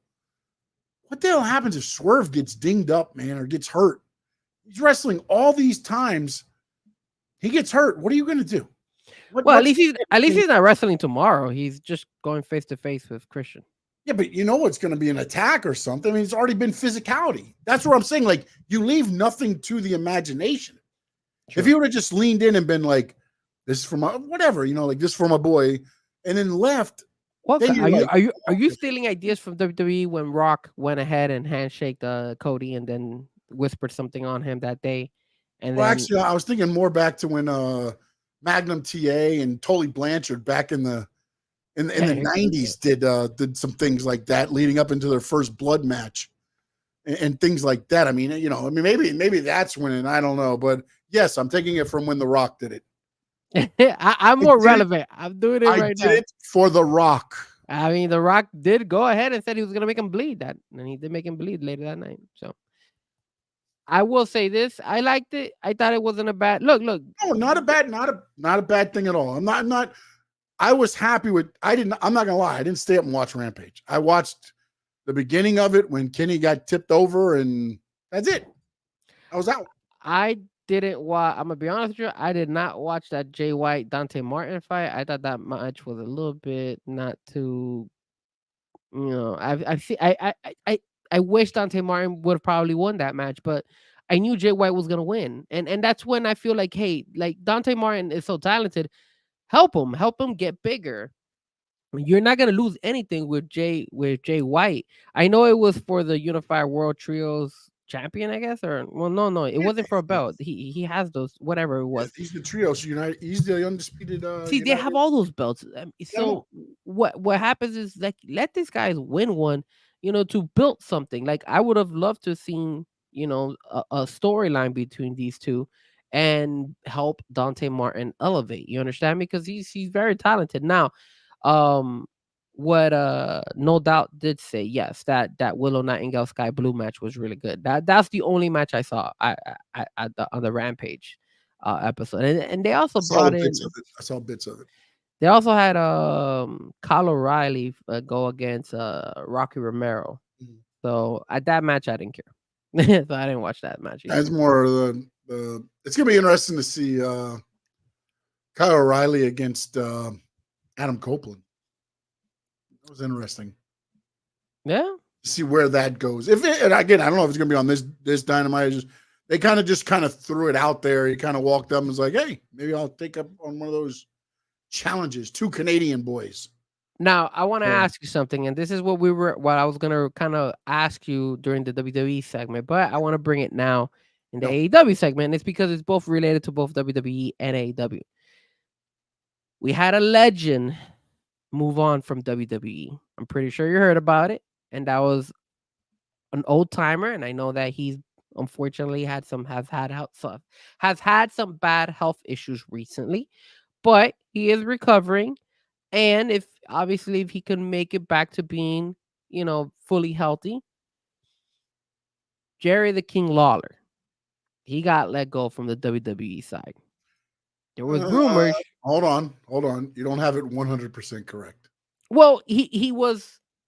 He's let go from his commentators. Exactly, because he still has ties. Signed under the Legends deal. Correct. And that's one of the reasons why supposedly you're not going to see him sign with AEW, because of that Legends deal, apparently. But my question to you is, if Jerry Lawler was to get healthy again, and if he was actually, man, he's a legend. He loves the sport. Sometimes some of these guys don't want to let it go, right? Look at Jim Ross. Jim Ross is a perfect example. Maybe he shouldn't be commentating, but I like the fact that they're bringing him every once in a while, and he'll do one match, and I think that's cool. If Jerry Lawler was to go that far and say, "Hey, you want to know something? I want to go back to commentating," and WWE tells him no, do you think he will go and say, "Hey, can I make my way over to another one?" Even though he's in that Legends contract, but if there's any wiggle room, I don't know how these contracts work, so don't quote me on it. If he leaves, he loses the Legends deal. So he would not be able to. I don't know if they can walk away from Legends deal, or if it has to expire, or that I don't know. But I mean, he would not get the Legends deal from WWE, because what that allows him to do is to go to the WrestleMania weekends and get paid for appearances through WWE.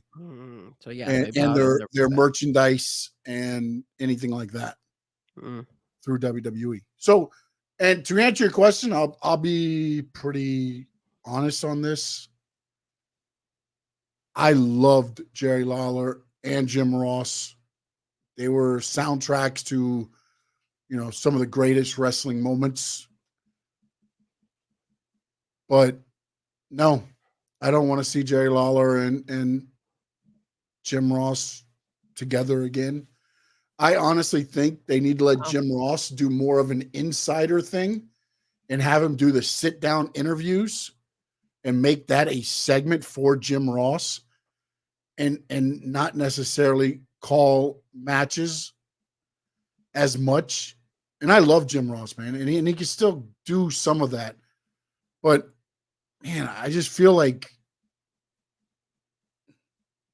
and it's not, I don't want to speak wrong and say it's hurting his legs, because I don't think he's hurting his legacy. That's not the thing to say. But I want to remember him as the Attitude Era JR.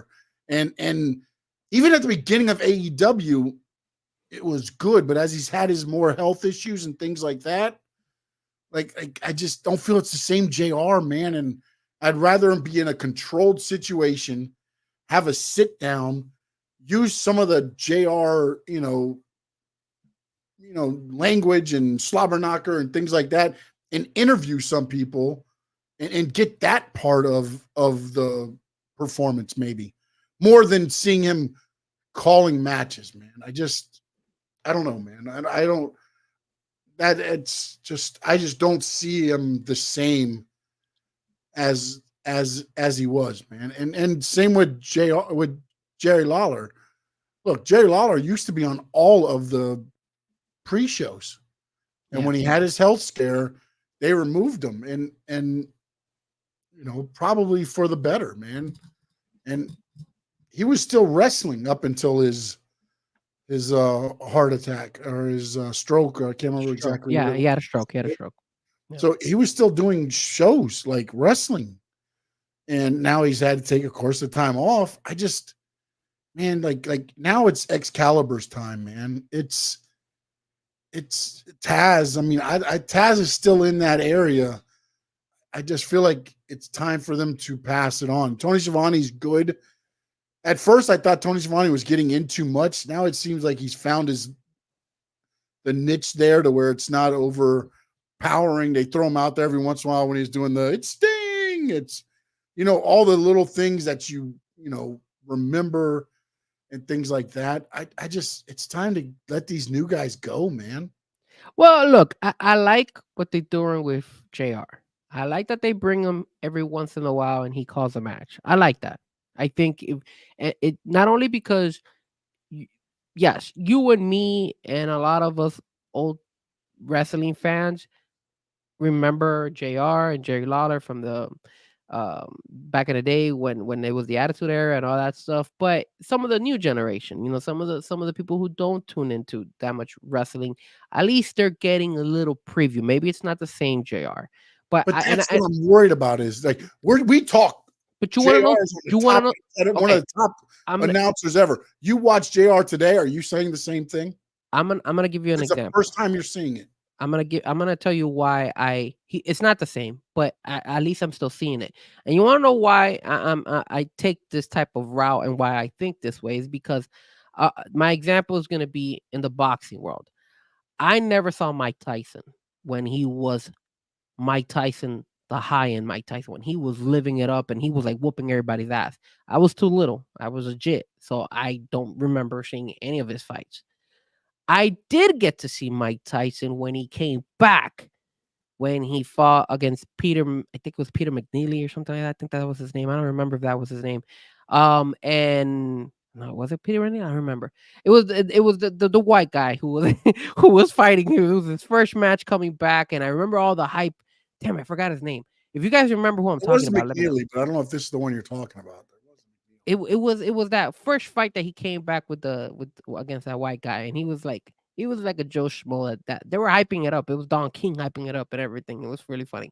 And then obviously I got to see that. I got to see him against Evander Holyfield and all that stuff. And even though I did not get the Mike Tyson from the 80s, I got to see Mike Tyson. And I will always remember Mike Tyson, even though it wasn't the best Mike Tyson. I will always be able to go ahead and say, damn, I saw Mike Tyson, which made me also want to tune back at some of this old stuff and take a look at the old stuff of Mike Tyson and be like, and then appreciate what Mike Tyson did back in the day. That's kind of similar, the route that I take with JR. That's kind of the similar route that I take with Jerry the King Lawler. As a wrestling fan, you see these guys, you're like, oh, so like if I had my kid and I take my son or my daughter, if I had kids, and I would bring them and they'll be like, Dad, why is everybody yelling for JR? I was like, yeah, so he's a legend. Like and then he was able to see him. So now when he grows up, he's be like, oh yeah, I remember JR. But now maybe he'll tune into some of the old fights back in the WWE world where he's like, oh, that's what my dad was talking about. JR, that's him. Oh, okay, makes sense. How do I could relate to this with my brother, because between me and my brother, we have a 9-year difference. So my brother knows a lot of wrestling, but a lot of the stuff that he remembers is because I would tell him, and he would be like, "Oh, dude, you don't remember who this guy is? You don't remember?" And he'll be like, "No." And then all of a sudden, I'll be like, "Look, we used to watch him this and this." And he's like, "Oh, yeah, I do remember of him a little bit." And then it kind of brings that nostalgia. So then it brings that interest. And then that regular casual wrestling fan, like my brother was, is now more of a hardcore who now all of a sudden I see my brother tuning into the old shows, see him tuning into, hey, let me watch this documentary of this guy. Let me watch the documentary of WCW. My brother was never around during the WCW like whole blowout with the NW and all stuff. He was too little. So again, that's the only reason why if JR is healthy and he wants to do a match here or there, I'm fine with him doing it. I think that's cool as long as he's fully healthy. I don't think it hurts the show. And then as far as Jerry the King Lawler, if he was to ever want to come back and he wanted to do a show with JR or at least a match with JR, I think that would be cool as well. Kind of bringing that nostalgia type of memory. That's all. I don't think they have to do it every week because I don't think they can hang. But again, they do one match, and what happens if it's not good? That's fine. Because they're not what they know. It's fine for you though, but again, man, it's like You think it'll hurt their legacy because they called one? Again, I said it's not, to me, it's not going to hurt their legacy. But for the ones that never heard them, and that's the first time they hear them together, and then go, those are the guys that you. Well, I don't think that you know that. I don't think want them to watch that. Then show them back in the day. Show them the Attitude Era, JR, and I don't think King and all that stuff. I mean, you've got WWE Network. I mean, let me rephrase something as well. I'm not gonna go as far as to say that just leave JR and Jerry the King Lawler working together. I still think it would be a 3-man panel because you're right. I don't think those two can hang by themselves anymore. So yes, I would still have a third man in the panel, and they would be able to go ahead and, it doesn't necessarily Excalibur still can go ahead and manage it, and then you have the takes of Jerry the King Lawler or the takes of JR in between the match, but Excalibur is the one who's actually going ahead and announcing the whole fight pretty much. I think JR, again, a long form interview or a series on AEW TV would be perfect for him, man. Just because you can get to see his wrestling knowledge, his everything like that, without having to be out there saying all these new moves and slobber knockers, because what you want to hear from JR is a slobber knocker and all that stuff, not hear him saying, flying, whatever it's going to be. To me, the speed now is a lot quicker than what it was back in the day. The moves, AEW does not do the resting like what WWE did, so you could tell the thing out. JR is a move behind. Again, I don't think he's going to be doing word for word commentating. I think just him what he does, which he pitches in a train of thought here and there, and you're still getting that JR nostalgia. That's why he's worked. Haven't you seen when they were going and having him go like full matches, full shows? Yeah, that was hurting the product. Not only was it hurting him, it was hurting AEW. And I think, Tony Khan probably realized it. And so did JR. I'm pretty sure JR probably realized it besides Tony Khan. I don't think Tony Khan probably realized it. JR realized it and said, wait, hold on a second. I'm not the same guy. So let me fall back. And then I know he had to take a break for his health and all that stuff. And then he came back and now he does every once in a blue moon a match here and there. And it sounds good. Like it's not bad matches by JR. And again, I don't think it hurts. I think it actually is, a treat for people. JR and King are never going to hurt anything. I mean, just the nostalgia of the name. I mean, again, and like I said, it's not going to hurt anybody's legacy. But to me, it's more of the people that have never heard them, and that's the first thing that it's like that's the guy that you put up on the.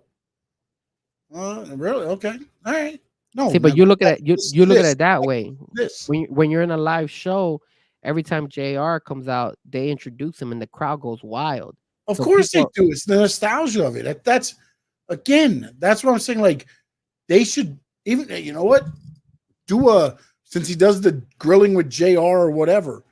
Do like a Piper's Pitch show with him and do it live at AEW. That way you don't have to call a match, but he can still go out there, do his thing, and also help the talent grow.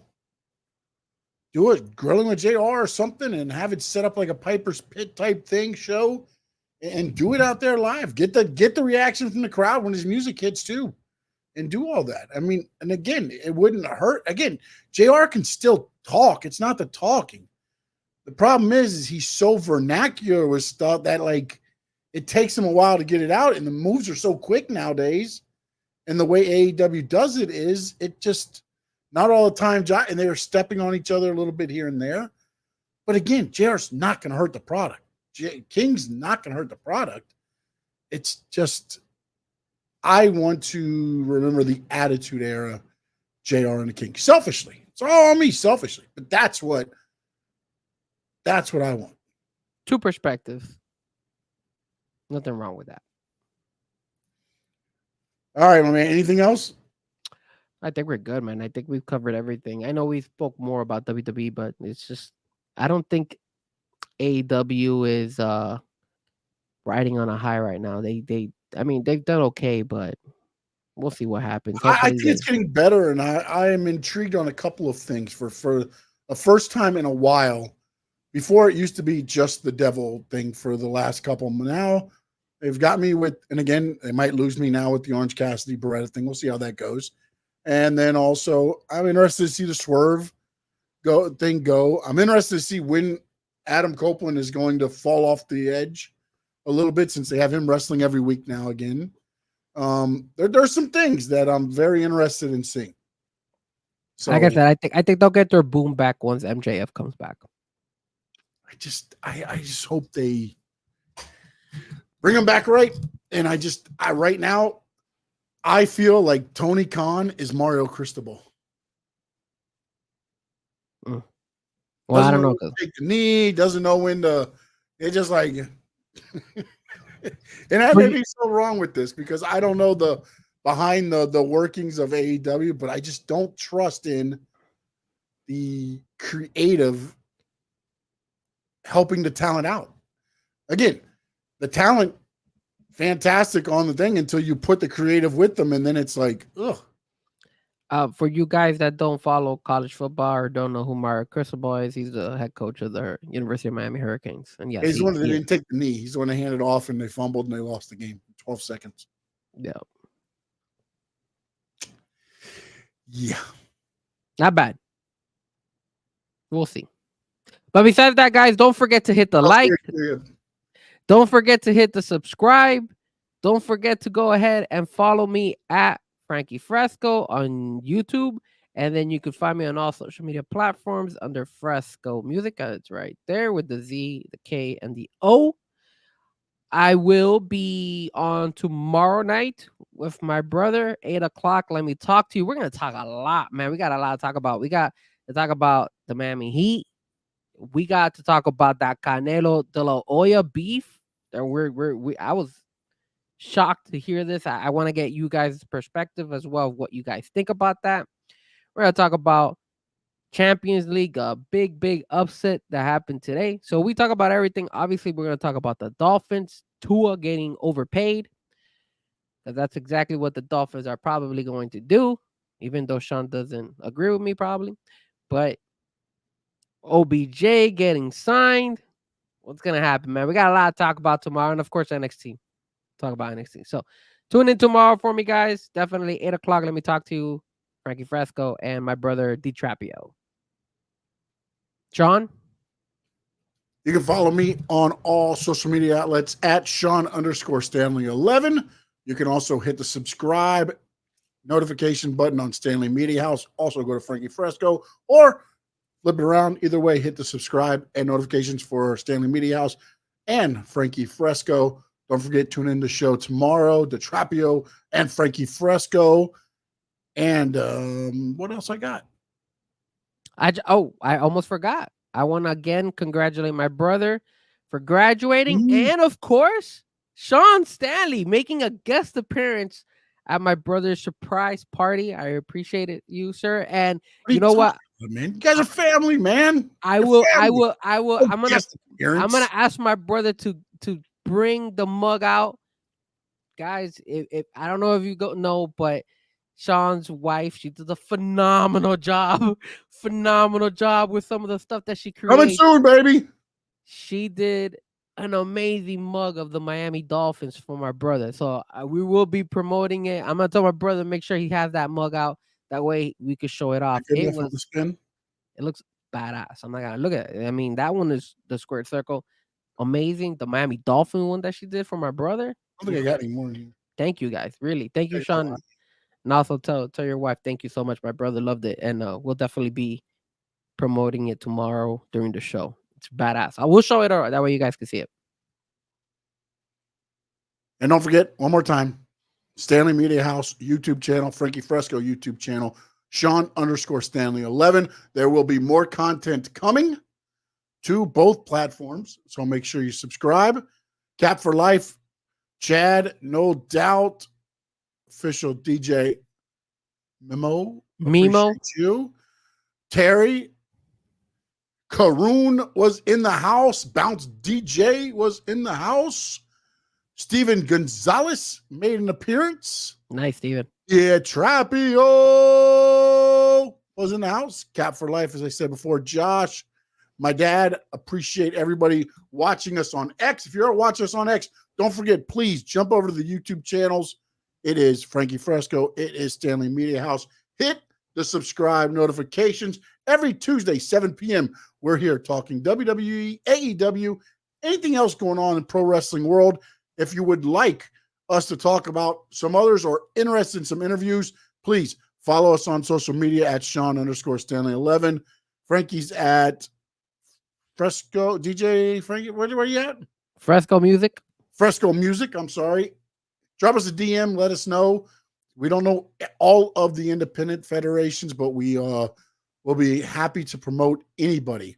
And in the words of the great Gordon Soley, so long from the sun, shine, stay.